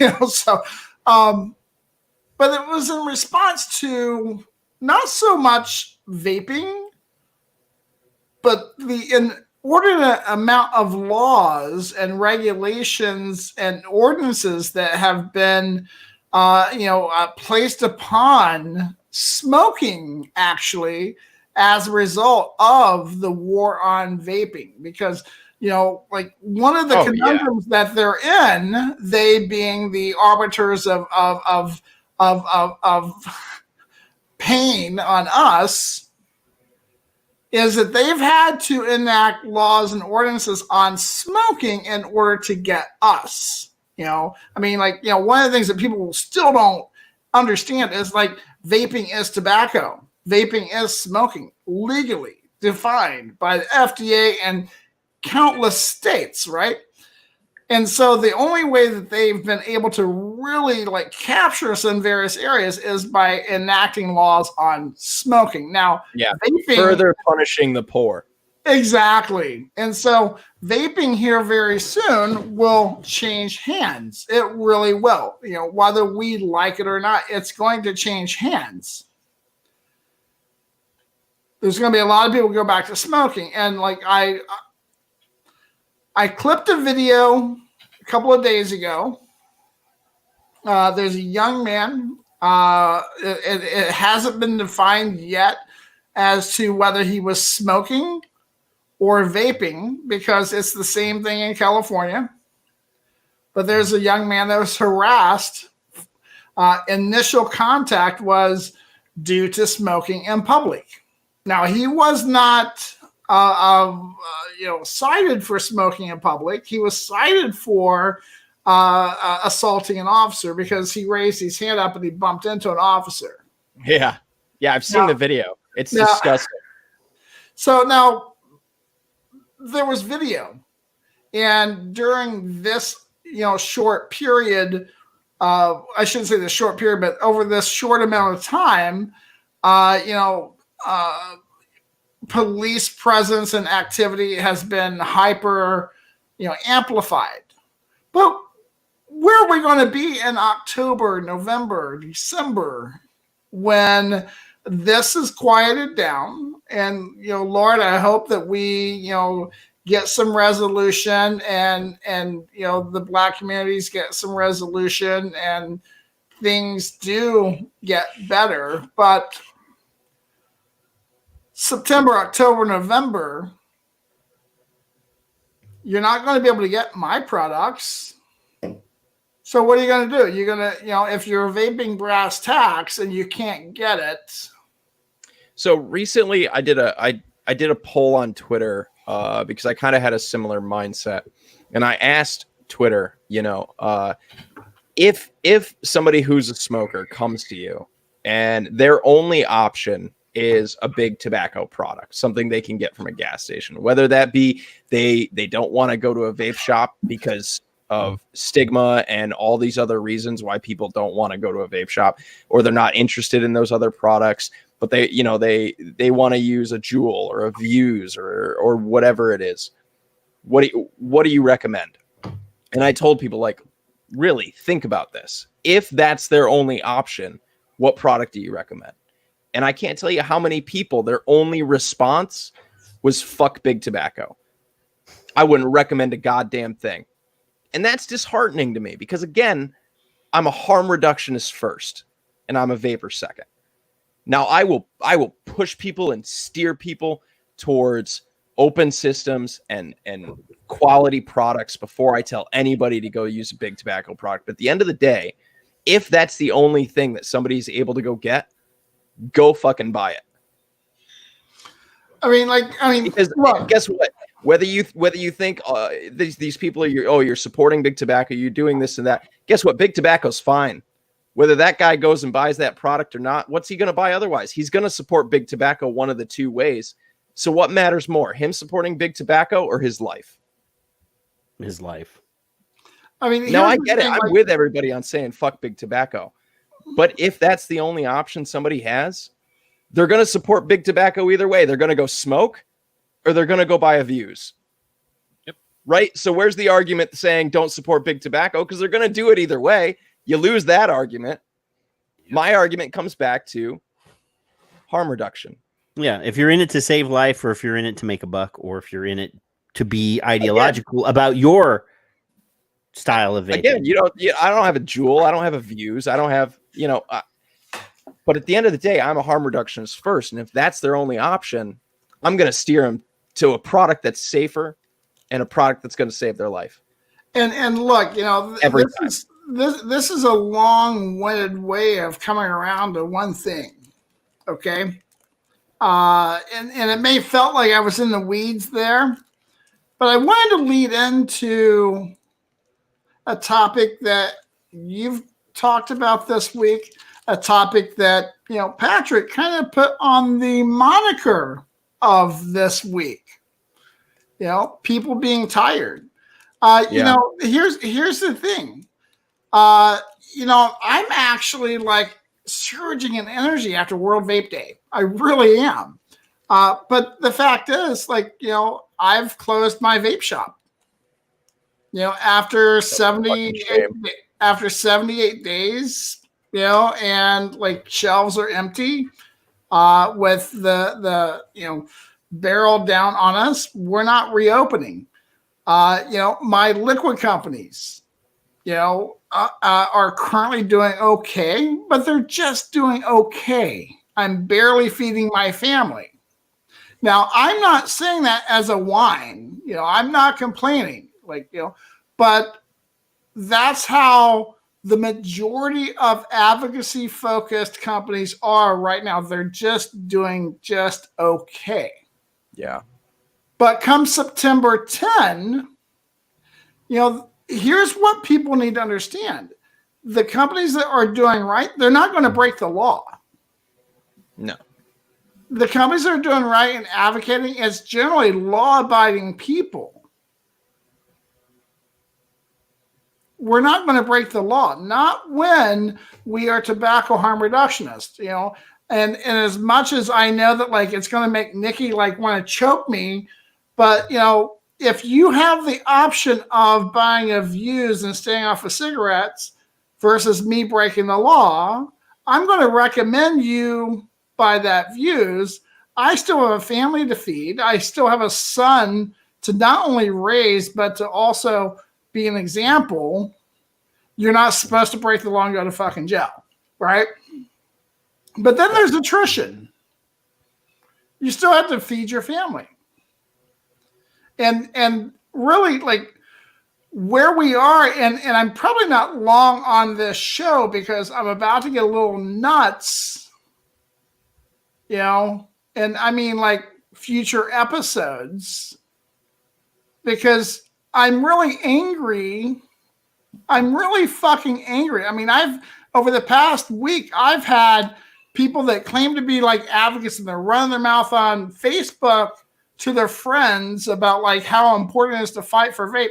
But the motherfuckers can't get on Twitter and they can't write to the congressman. They can't write to the senator and they can't make a phone call. A phone call. And it's like, I am taking time away from my family, away from my business. Yeah, the apathy in this community is shitty. It's always been high too. It's what I can't stand is literally like the apathy. Someone else will do it, right? Like that's what we have lobbyists for. That's what we have these associations for. The associations that no one's fucking funding, are those the associations that you're talking about that are going to save us? Because you spent $400,000 at the last expo to have this, like it's just ridiculous, right? Like we have companies that have spent tens, if not hundreds of thousands of dollars to have big shows and at expos, to hire models and shoot t-shirts out of fucking guns, but we can't fund an organization that's going to save the industry. We can't really. $50,000 to be the platinum or the top tier sponsor at some of these events. No, that's current pricing, brother. Like in 2015 and 2016, to be that diamond or platinum, whatever the top, yeah, it was often $200,000 to $250,000 for 2 goddamn days. Here's your drink word right here. And how many of those expos ever actually joined as members of the trade organization? And I mean, if you want to see just a really good example of the apathy in this community, go on Instagram and go look at a post of a half-naked woman with a vape in her hand and tell me how many likes it has. Now, go look at a VTA post or a Svada post or an AVA or whatever it is. Yeah. Tell me how many likes that has. Well, I'll tell you what, one of the most painful tweets ever. There was a guy, he was responding to Nick, and he was making a comment that he can't get DIY supplies in Massachusetts. And he was looking for how he could order and have it, slipped in. I scrolled back through his, and I wish I would have screenshot it, but I kind of am glad I didn't, because I probably would have had his name stuck in my head. I'd be mad at him because I'm not trying to be mad at him.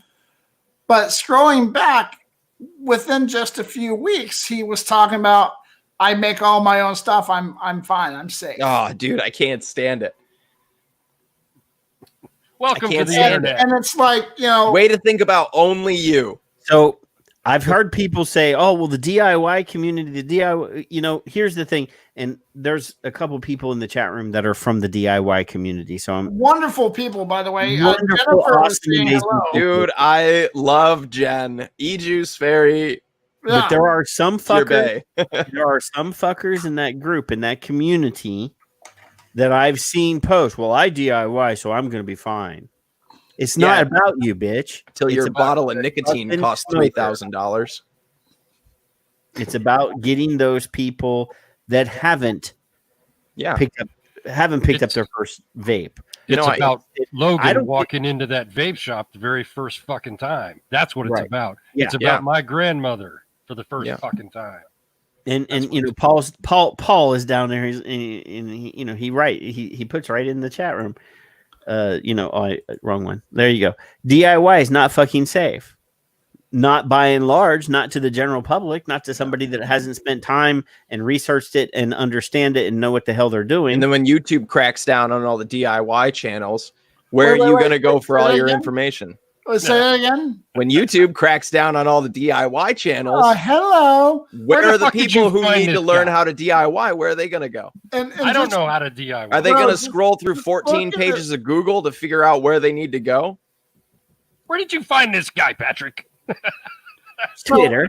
So what did the CEO of YouTube say just 2 weeks ago? Yes, we've been, taking down anything that goes against what the World Health Organization says, and we've been pumping the WHO increased at 75%.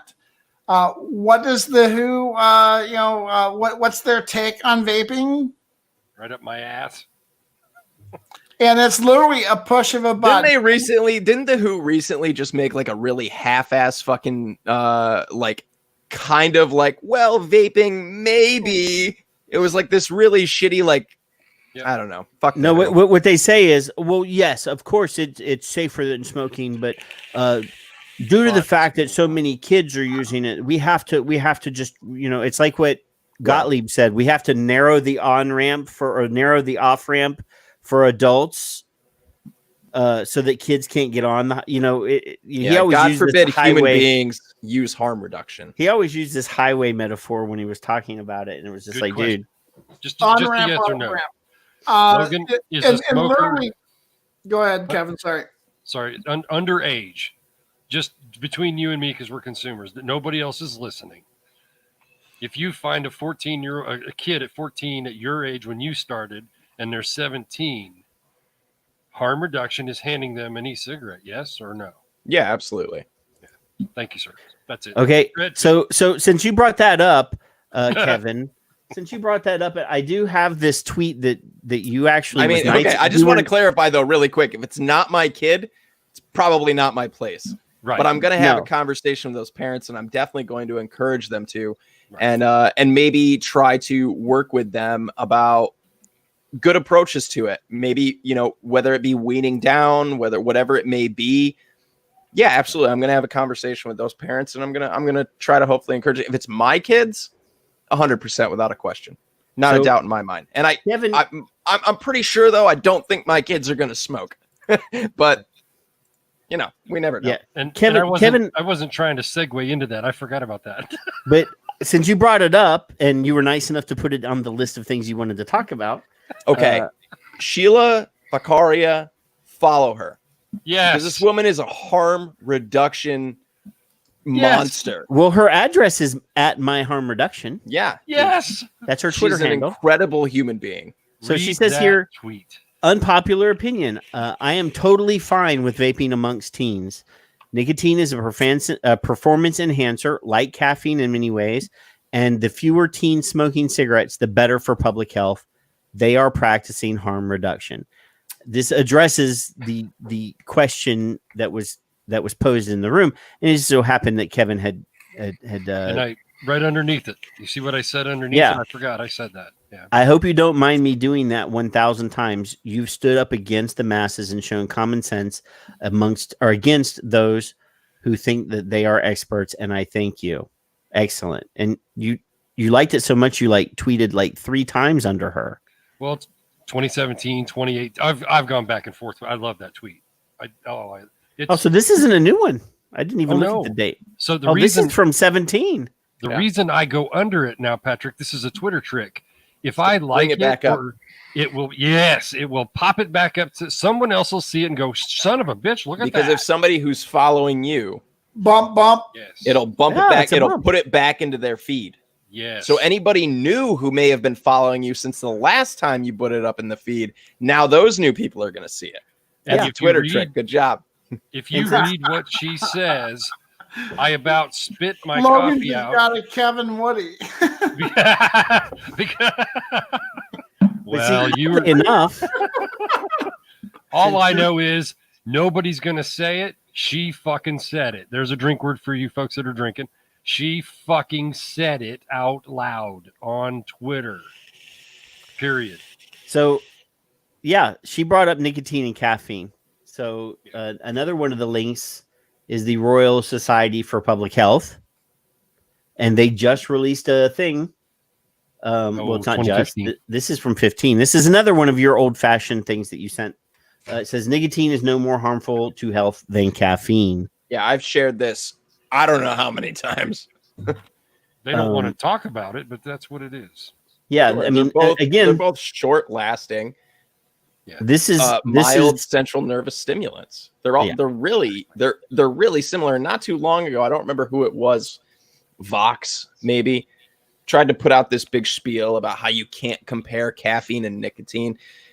If you think you can't compare caffeine and nicotine, then you don't know a goddamn thing about drugs. Exactly. Okay.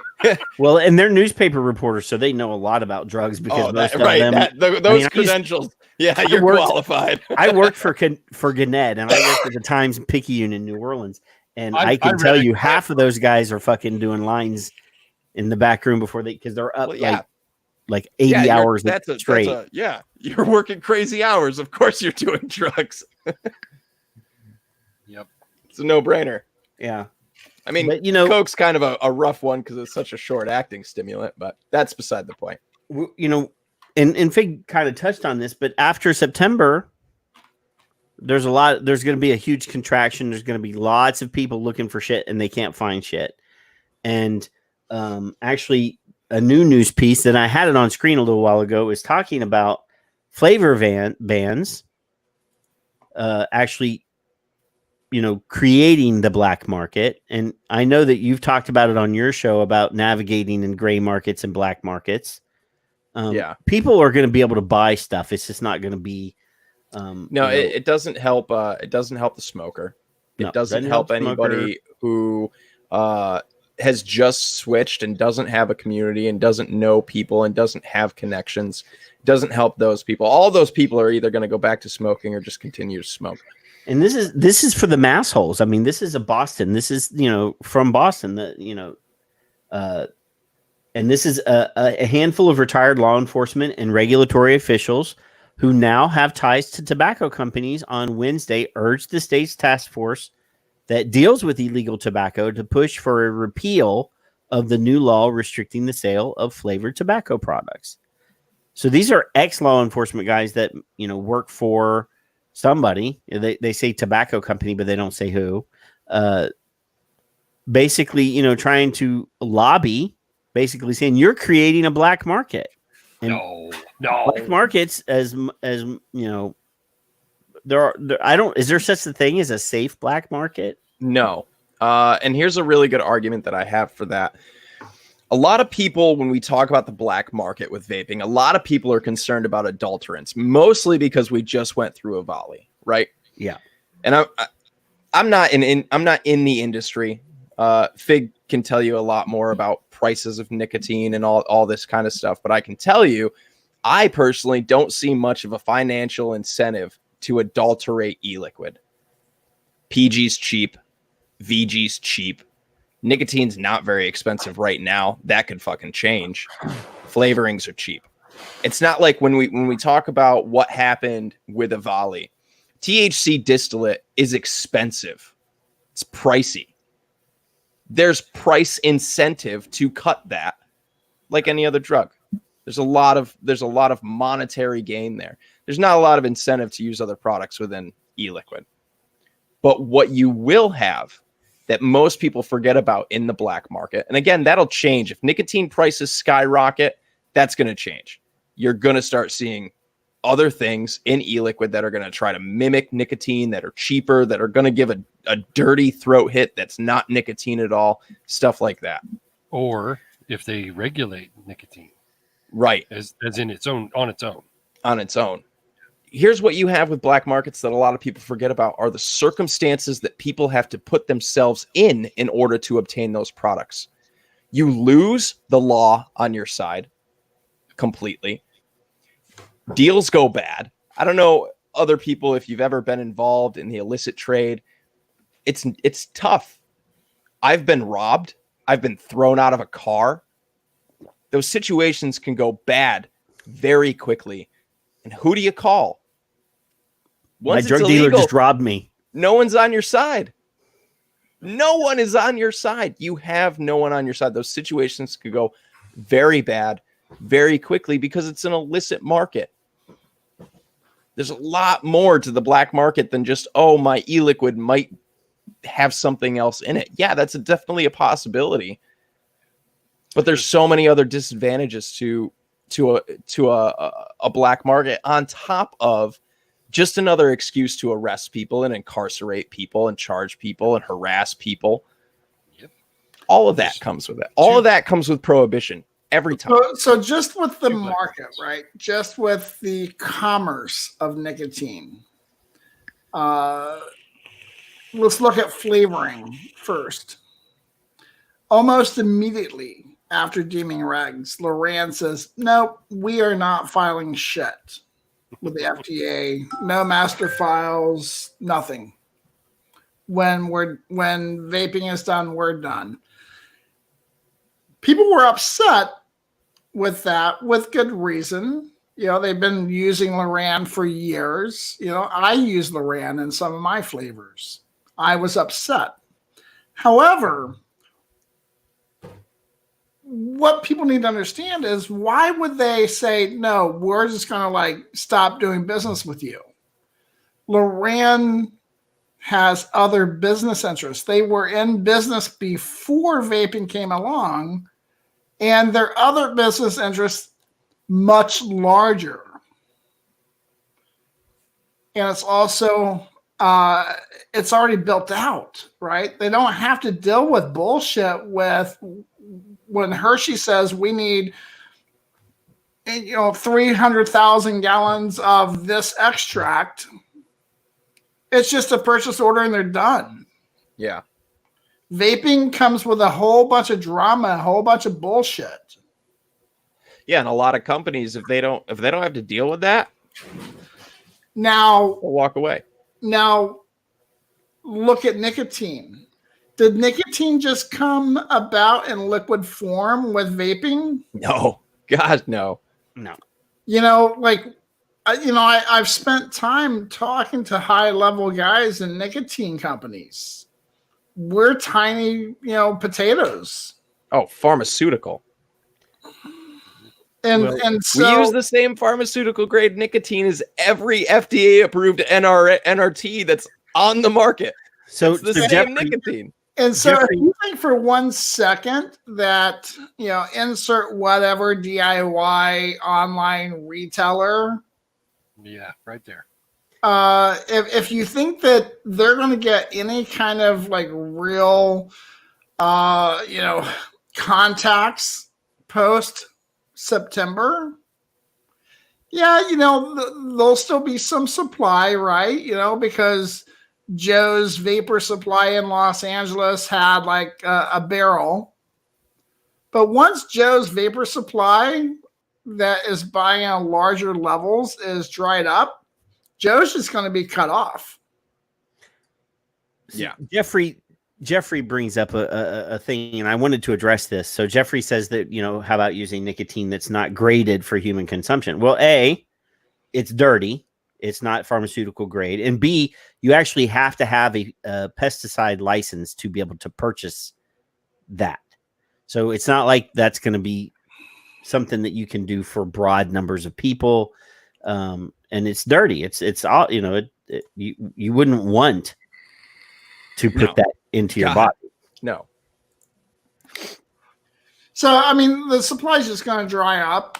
It just is, and, you'll have like Altria and Reynolds and these companies that one of the first things that they're going to do is they're going to secure major contracts with the nicotine suppliers to the point that nobody else is going to get in the door. Well, they're just not going to have the supply. We saw this, you go back a few years, I'm not going to name names, but there were a few companies that when there was a shift, they bought up all the bottles. And so there were 3 months that there were no bottles available. Yeah. And that's just business. And that's another situation where you are going to have to really start worrying about what's in your e-liquid at that point. And that's where that comes into play. Absolutely. China will be available, but your average guy or gal, we're not going to be comfortable ordering nicotine from China. No, but you are going to have opportunistic entrepreneurs who are going to import from China. I mean, very true. Very true. Most of the e-liquid, most of the nicotine that's in your e-liquid is already. Where do you think From every China fentanyl and analog on the way. market right now comes from? So yeah, I mean, China and India. I mean, if we can import every fentanyl analog that exists from a country, we're going to import nicotine. But it doesn't help the masses. And the people that are going to gain access to that, again, have to put themselves into the illicit market and all of the problems that follow in order to obtain that product. And at the end of the day, it's just a lot easier to smoke. And let me nail right on the head. A lot of people that are vaping now simply because vaping is readily available and it keeps the wife off their back. Yep. But like, there's including you. Yeah, especially me. And look, my wife has never complained about my smoking, but she has said like she prefers me smelling like caramel, and so I'll keep doing caramel. But look, I still go to Vegas and I'm open and honest about it. Like when I go to Vegas that first night when I party, there's always that 3 a.m. cigarette. There's always like that regret. Making a decision. But whatever. Like, I'm human. And I vape, but I'm still a smoker. I'm still a cigarette addict. You're essentially in recovery, every one of us. Yeah. Just a different. It's not the gross recovery that everybody. I mean, a lot of people have. Every recovery is personal, and I'm gonna pose a question for everybody here. What does recovered look like? I don't think there is a none of us have ever been recovered. I mean, we're all right. We talk about recovery. We talk about recovery in drugs. We talk about recovery in all these places, but recovered. Most people can't answer that question, right? Recovered means the pain is gone and you don't have to face it anymore. To me, it's a so. struggle. Does that mean you're now officially numb? I mean, is there never going to be a pain again? I mean, what is recovered? Completely not.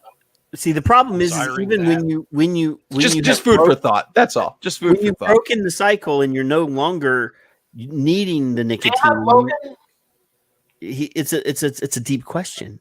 I dropped one on you guys. I had to. There is no such thing, right? Because there's always that one psychological trigger.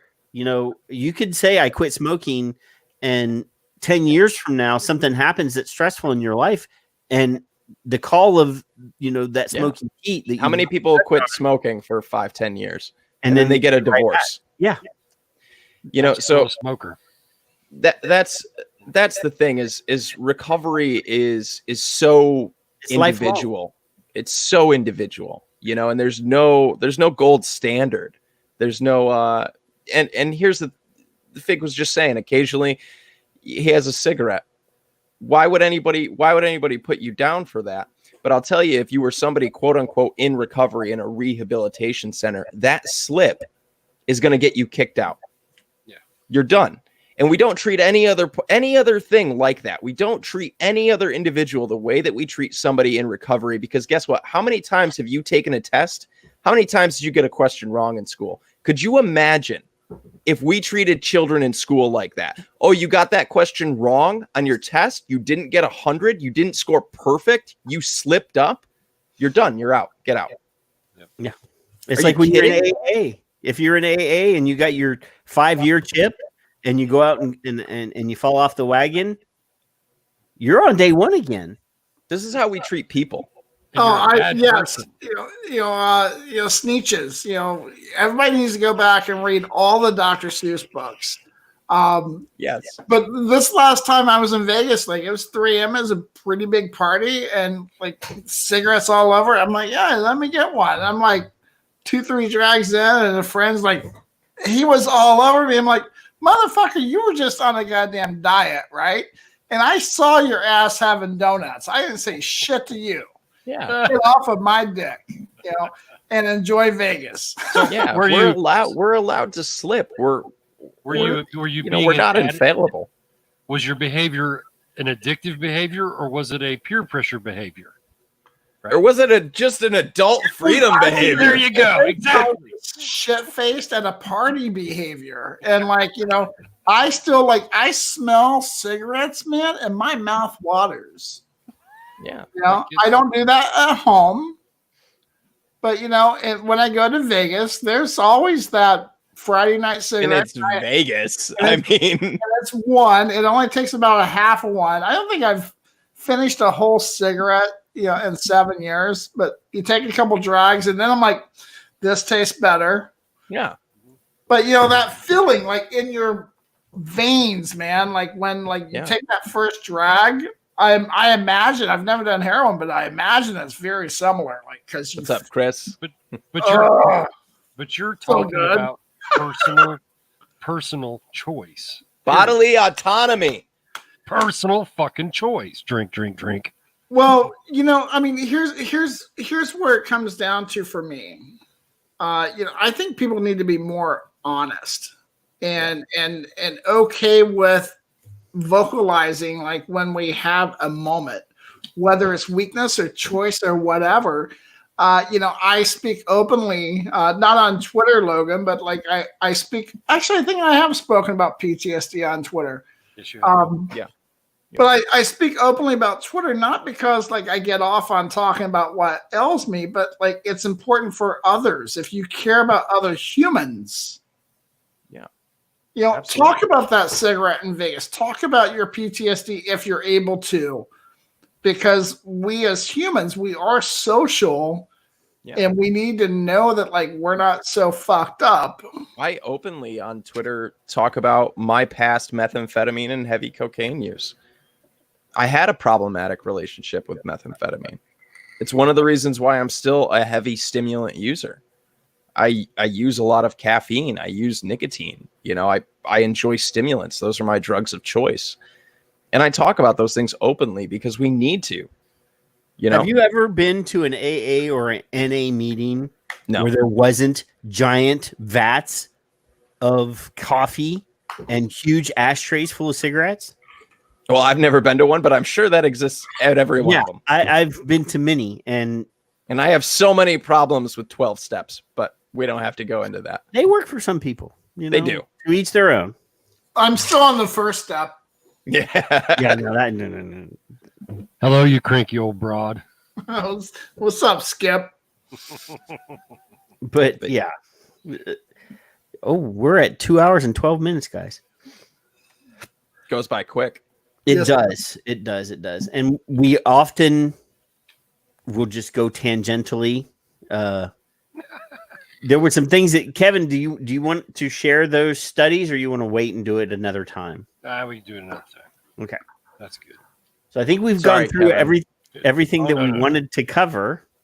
That was planned. So now from this point on, this is the after show. This is anything that you guys want to talk about that we didn't talk about. Well, I need to, get into that my eye was really thoughts. I do need to run. Fig, I do want you to give your wife a hug and a kiss on the cheek from me. Don't slip her the tongue from me. You can do that one yourself. But in congratulations. And me. Just give her a crisp high five for me, would you? There you go. So for those that don't know, the reality is,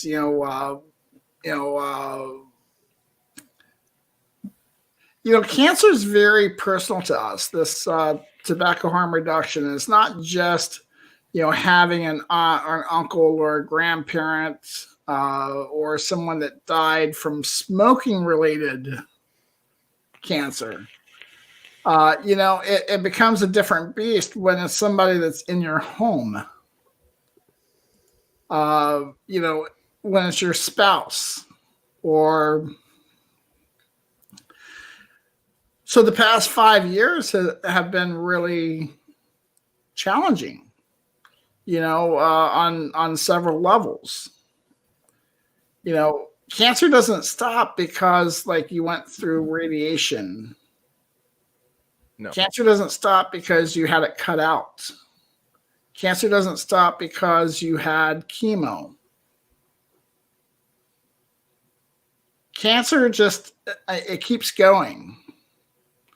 And the past 5+ years, like every few weeks there for a while, like my wife was having to get tests and like, this would show up and that would show up, and like living on the edge of this deadly thing.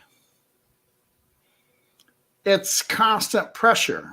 It's constant fear. And when you have someone that you care so deeply about, it's rough. So this show gets shared around quite a bit, so I'm not going to get too deep into that, but I will say, thank you, my friend. On Wednesday, my wife was fired from the cancer doctor and told that no more cancer meds for you. Fuck cancer. Fucking A. Yeah. So yeah, fuck cancer. It's real though. It's real. And, like one of the things that I get crazy about is,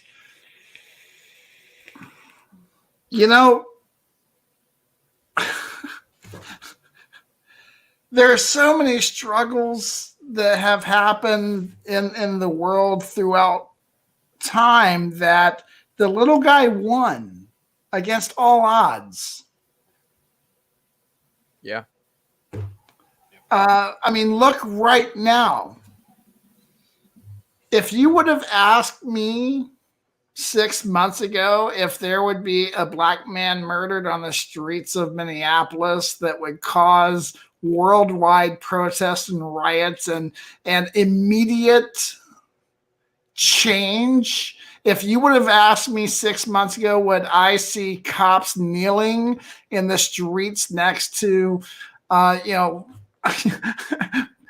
protesters, demanding and asking for change? I gotta say one thing though. Have you seen the videos of the cops that were kneeling in order to lure the protesters towards them to kneel with them?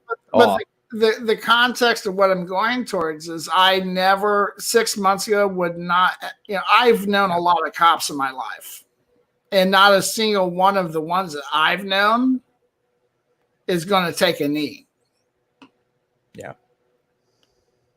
Yeah. Right now, like, there are actions that are being taken I would not have believed 6 months ago. And that's because of an uprising.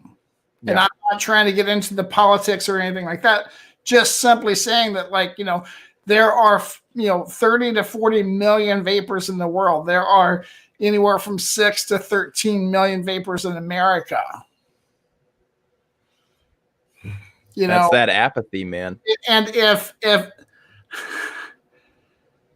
every single one of them, if they were still smokers, they're guaranteed a 1 in 2 chance of dying from a very painful fucking cancer. And it's just, it's especially rough being so close to cancer.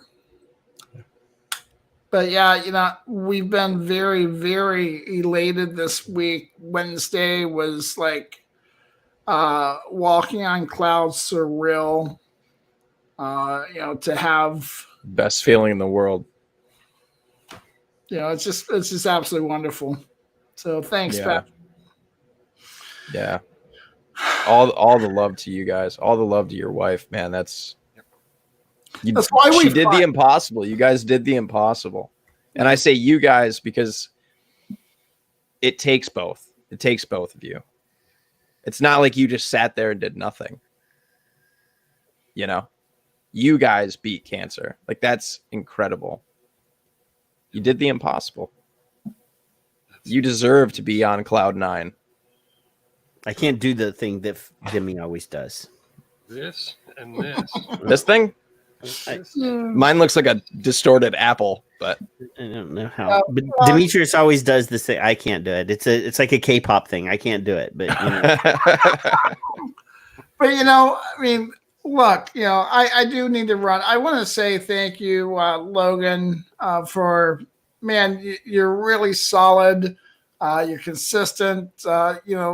You inspire me, and I want you to know that I appreciate you and your words. You mean a lot to me, and I appreciate you. Right back at you, Fig. 100%, man. It's people like you that inspire me. So let's just keep that going. Let's keep each other up. Let's prop each other up.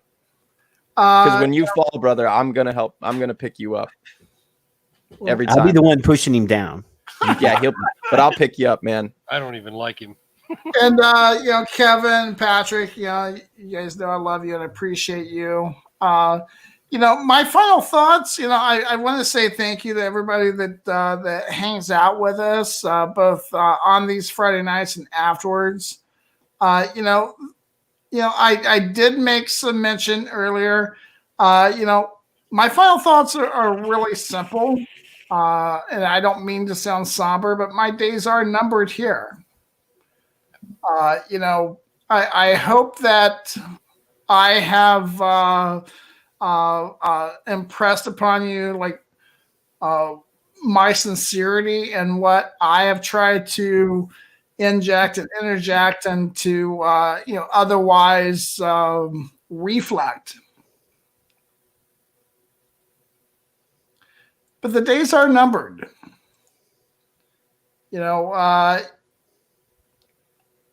I am tired, but I'm not too tired. What I will be doing is taking a step back. I will be working through the summer, trying to amplify the words of others. So like Shannon Brown is in here. She's very active. If I see Shannon Brown share something that I agree with, I'm going to try to amplify that. But as far as original content, as far as spending 20 extra hours in the week to come up with stuff to inspire others, that's those days, they're pretty done. I've got to move forward, as I mentioned earlier in the show. I spent the day packing up boxes from my shop. We're closed. We're never going to reopen. Look around. This is the real deal. I don't know. What I've got left to give extra that I've given over the past multiple years. If it's affected positively or not at this point, this is the painful part. Looking around like this past week, it's been hard, because people that I thought that were inspired and understood that these actions are important, it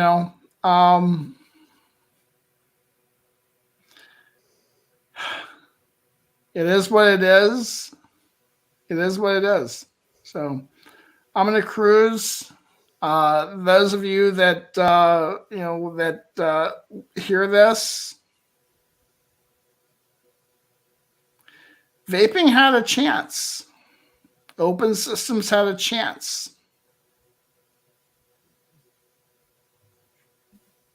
Pick up the stick.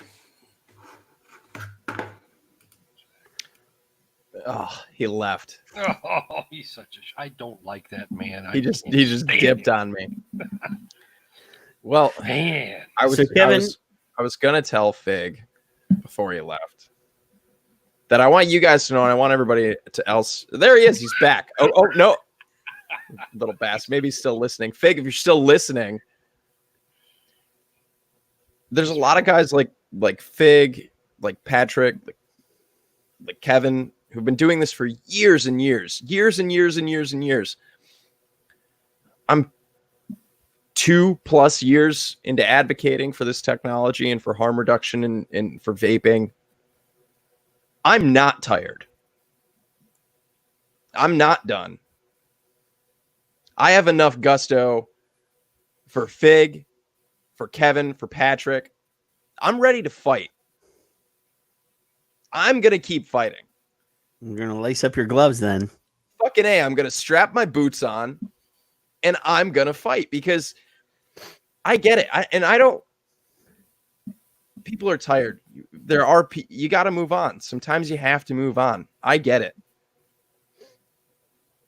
But that doesn't mean people aren't still dying. No. And it doesn't mean that I can't not give a shit, man. This saved my life and I'm here to stay. And where I draw a lot of my inspiration from, if anybody wants to know, is from the drug activists, from people like cannabis activists who've been fighting for over 100 years to get to just where we are now, still federally illegal in a bunch of states still pushing, generations of these people pushing. That's going to be me. You'll see me when I'm 80 years old. Well, maybe you guys won't, but still fighting because I'm not going anywhere. I'm going to die on this hill. This is my hill to die on. When you're 80, Kevin and I will be like, that's what I way mean. older. I don't know, dude. Science is getting better. We're going to be cyborgs or something. Yeah, dude. Just I'm already vaping a cyborgs, just constantly like strawberry streams coming out. I'm already a bot. What the hell do you want? Yeah, I mean, and it sucks. And I don't ever knock anybody for walking away because, you know, your mental health, your family, your finances, all of that stuff is important. Well, the three of us that are on screen right now, none of us work in this industry. Right. Yeah. None And of us own businesses in this industry and have had our soul sucked away from us. I mean, we can be passionate because this is something that we love. Yeah. But we haven't invested everything that we own or everything that we have into this. Yeah. So, yeah, exactly. And I would never knock anybody for making that choice. Yeah. I mean, our fatigue, my fatigue is just that sometimes my voice gets harsh and I can't talk anymore because I've been screaming for so long. You know, other people have other experiences, and everybody's experience is different. I mean, there's people in the chat room that are in the industry that are, you know, still going, that, you know, have more to give. That, you know, it's not always about that, but, you know, Kevin, what do you have to say about your final thoughts? What are your final thoughts? I'd like to fucking Fig. I can't stand him. I just want to be clear. I will also fight till my dying day for tobacco harm motherfucking reduction. That's it. I'm a hillbilly and my words don't always come out the way I mean them. I'm just trying to have people understand that, like, you know, this shit costs money. It costs time. And, like, you know, I have to get into a whole nother way of life to feed my family. I have to start from scratch. I will have lost everything by September 9. Hey, Fig, we're going to start a hillbilly jug band. I'll play bass. You need a bassist for that? I'm going to play the whiskey bottle. Hey, the one of the best shows ever was catching Les Claypool live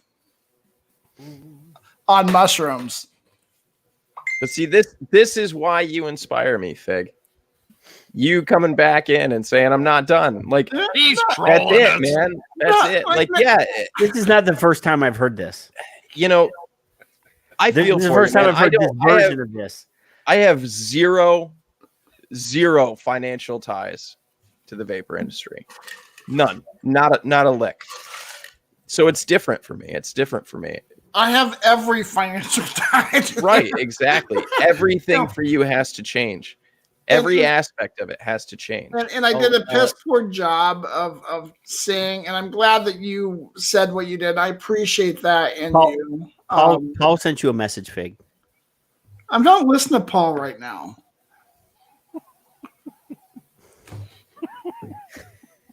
Fuck Fig. Look, I'm going to keep going as much as I can. I'm just not going to have time to do everything that I've done. You're not going to have time to go all over the country and raise as I funds because nobody recreate else is paying their myself from bills. scratch. Yeah. I can play the spoons on that band. Mm. The days of fig flying all over the country and demanding that people write checks to support their own businesses, those are over. They're going to have to do I didn't really think that you were going anywhere though, Fig. And I knew you were. I'm going. to bed. I'm going. Or going to say hello to your wife. But it'll be more of a consumer advocate. Like, he'll be one of us. He's going from managing to consulting. Fig Ramsey, one of us. One of us. One of us. Step down, come to our level. Yeah. I love you guys. All right, I'm gonna bounce now. For real? And hey, no, I'm just messing with you. Don't be popping back in here.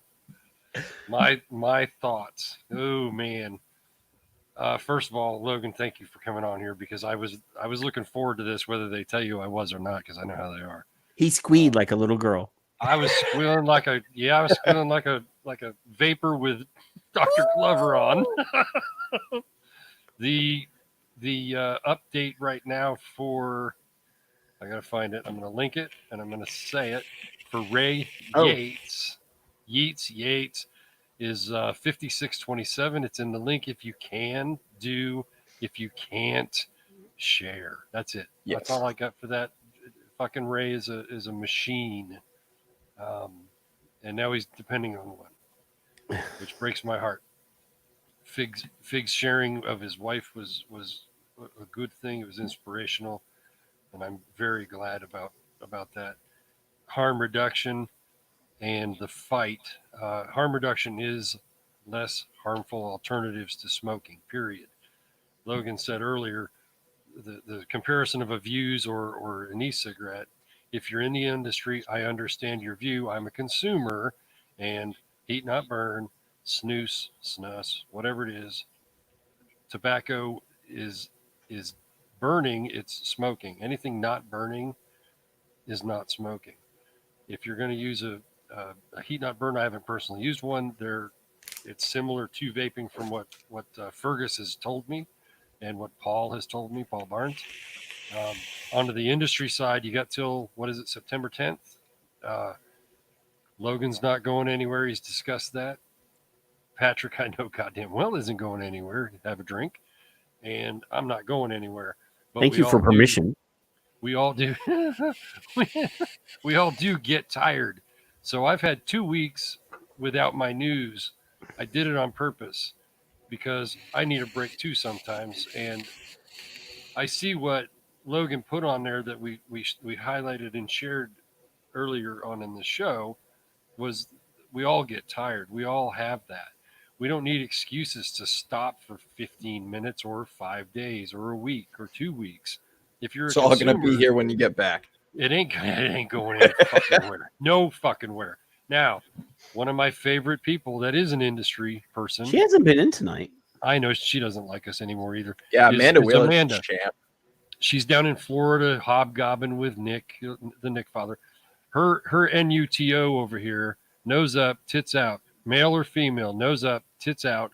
Nothing to lose. Zero to lose. If you can't say it, I'll say it. Logan will say it. Patrick will say it. I'll say anything. If you want to get the attention of somebody and you've got something to say and you can't, or you're afraid, or you think it's illegal, fuck that. Tell me what it is. Message me, tweet me, tag me. I don't give a fuck. I'll say it. I'll change it if you want me to. I'll put it exactly like you have it, and I'll take all the credit. I don't care. Doesn't matter. We have zero to lose for all the I love this NIMBY, not in my backyard. My first introduction to the NIMBYs was with George Carlin, and he talked about prisons. Oh, I love prisons. Lock them all up. Oh, wait a minute. Not in my backyard.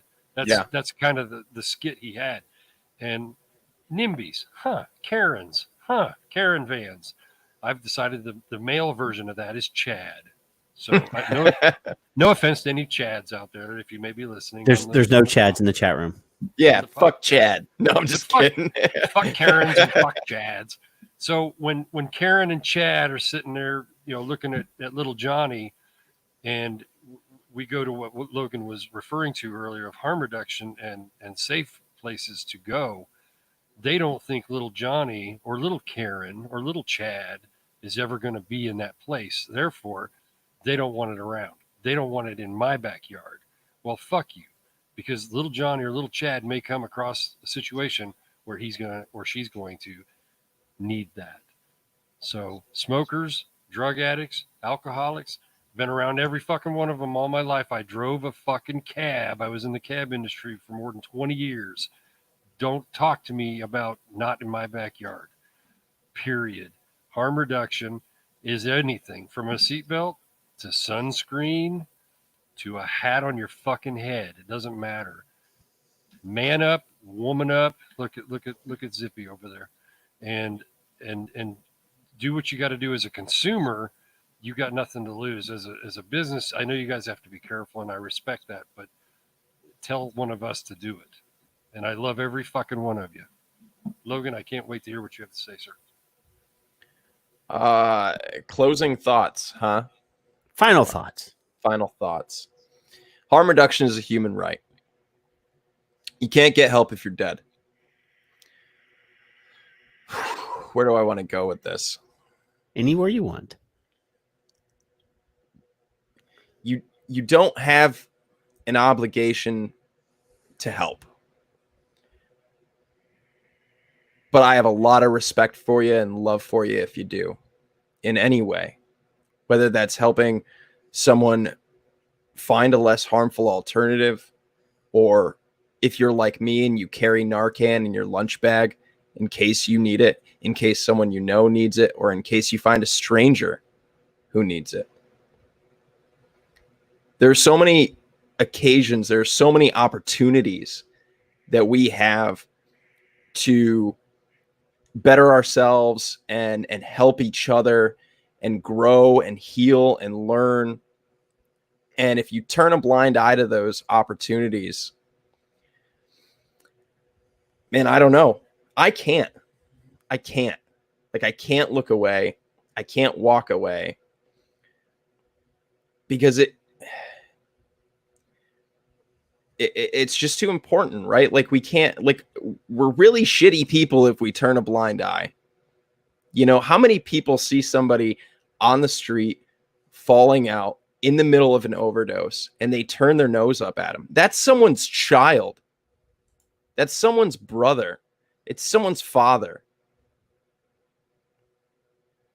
So I hope that people start to engage more in broader harm reduction. Get out of just your little vape bubble. And if we can bring these communities together, if we can truly help, then we can grow together, and we've got a better chance. I can fucking tell you that right now, because we're better together. We're better united. So this whole harm reduction for me and not for you bullshit's got to stop. That apathy's got to stop. Get involved. Get loud. Let's save some fucking lives. I guess those are my final thoughts. A fucking man. My final thoughts actually have a lot to do with what he just said. But I'm going to go a different way. So last Saturday, after our show, we did something as Americans that we haven't done in a decade. We put two people into a tin can with a bunch of fucking rocket fuel, lit it on fire, and shot them into space. Right? Something that we had not done in a decade because we were afraid. We stopped sending our astronauts into space in our rockets from the last space shuttle.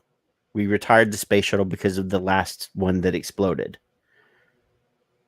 And we spent 10 years quivering and thumbing a ride on Russian rockets with the same risk factor. The same risk was associated. Those people Those rockets could have exploded in Russia as well as the ones that we had here.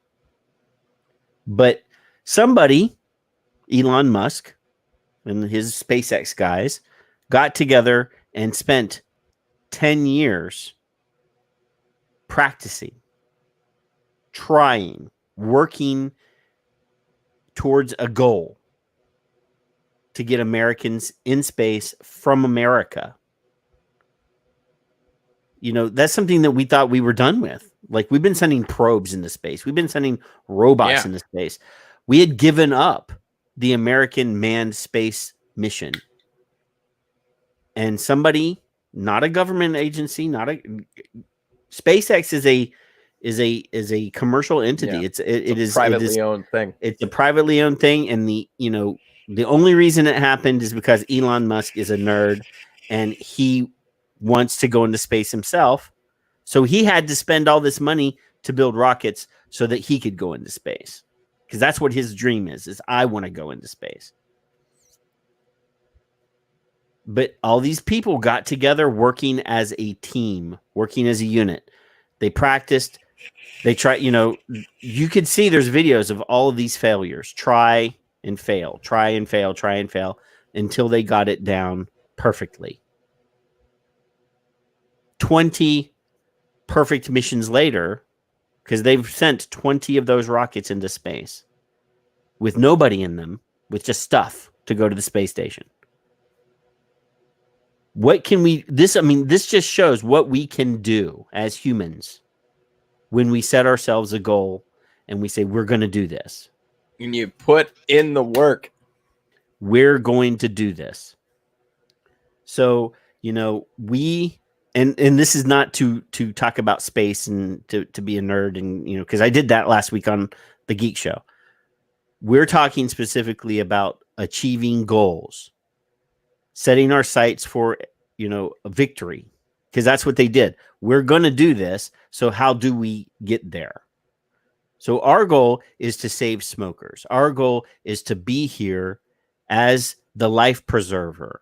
We're here to be the guy. There's a group of guys that when there's a disaster, when there's a fucking fire, they run towards danger. They run to save people. That's us. I hoisted the Jolly Roger 2 weeks ago on this show and said, we're going to do whatever we have to do. Whether that is to tomorrow, the day after that, we're going to do whatever we have to do to be here for the smokers and the future vapers. I've said this repeatedly on this show. You're a vapor. I really don't care about you anymore. You've already made the choice and you've already transitioned and you're a vapor now. I'm mostly concerned about the smokers that haven't made that choice yet. That is 6 million of them, at least in this country. My clientele, my future, the people that I want to focus on are the people that vape shops have repeatedly over the past 5-6 years ignored, and that's the smokers. I know that there's people in the chat room that are awesome vape shop owners that haven't done that, but as an industry, we have failed to embrace the smoker. We have demonized those people, like you said a while ago. When people backslide, we get judgy. When people quit using a different thing that we don't like, the snooze, for example, people bash CASA all the time because they advocate for any reduced harm product. I'm sorry, I'm pretty sure CASA is consumer advocates for smoke-free alternatives, not consumer advocates for only vaping. Exactly. Right. And we see people all the fucking time bash CASA for promoting snooze or for talking about heat not burn or for any other thing that's not vaping. As vapors, we get very, very, very vigilant about like protecting only us. And we have to realize that for some people, and I've met people, I know people, Logan even tried vaping in 2011 and it didn't work for him at that time, whether that was a technology failure or, the availability of product at the time that would have worked for him. But some people pick up a vape and don't like it. You got to understand that it's perfect for you, but it may not be perfect for everyone else. And the goal is to save and reduce that 480,000 number.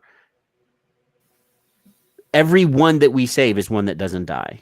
It's not about you. And yes, it is not about you. Yeah. So think about that shit. I mean, think about that. Yes, this is a vaping show, and Smoke Free Radio is in its title, Smoke Free. It doesn't say the vaping channel. This is about saving people's lives. And give a little context. This is a fun fact that I love to throw at people who are just adamant vape advocates. A lot of adamant vape advocates love the Royal College of Physicians study. 95% safer than smoking. Now that study is really a collection and a big it's a comprehensive review. It's a comprehensive review of like 185 studies. You know how many of those are snooze studies? Bunches. A lot of them. So stop. If you're gonna quote that study, at least acknowledge snooze. Yeah. So anyway, thank you, Logan. Yeah. Thank you, Kevin. Thank you, Fig, who's not here. Thank you, everybody in the chat. Troop, Bruni, Paul, Kevin's in the chat room as well. All you people. Nicole, Victor, Lutz, Bruni again. I'm just scrolling up here. Everybody that's here, we love you. I mean, if it wasn't for you, we would still be probably having some sort of Google Hangout or some sort of Zoom room and shooting the breeze. We just get to show you what we're talking about, right? Now you got me all addicted to this. Yeah, I know. So, Kevin, it's a dependency. Kevin, yes, okay? Kevin is dependent now on watching me and Fig get drunk every weekend. That's what I love. And we're his addiction now. Logan, Logan has a show, podcast, and a Twitter. I linked them both in the chat. Yeah, thanks, Kevin. Rise and Vape. That. And I suggest to everybody that if you don't go, Logan's not on Spreaker. He's not on all the other networks that we're on. I'm trying to steal him away, but he's trying. He might succeed. You never know. But trying to replace me again. No, Kevin. We always have to have the redhead gay. Come on. Redheaded gay stepchild. But the whole point is that we're going to be here. If you go to our Facebook page, it says hashtag we're not going anywhere. We're going to be here. The pirate flag, whether after September and the market is gone, we're going to be the voice of the resistance. We're going to be here. We'll figure out a way, whether if Facebook kicks us off, we'll figure out a way to continue to do what we do. I'll keep making new accounts. They can't stop it. They can't stop the signal, right? So everybody, I always end every show with, have a great weekend. When we're done here, go and, hug your partner, whether that's your wife, husband, boyfriend, girlfriend, whatever. If you got kids, go give them a kiss on the top of the head. Friday night's over. We've got Saturday and Sunday to enjoy family time and to do all those things. Monday morning, the battle starts again, and we are going to be fucking bloody before this is over with. So peace out. I love you guys. Kevin, Logan, Fig, who's not here. He's invisible. He's already gone. Yolanda, Mark, all you guys. Love you. Be good and out. See ya.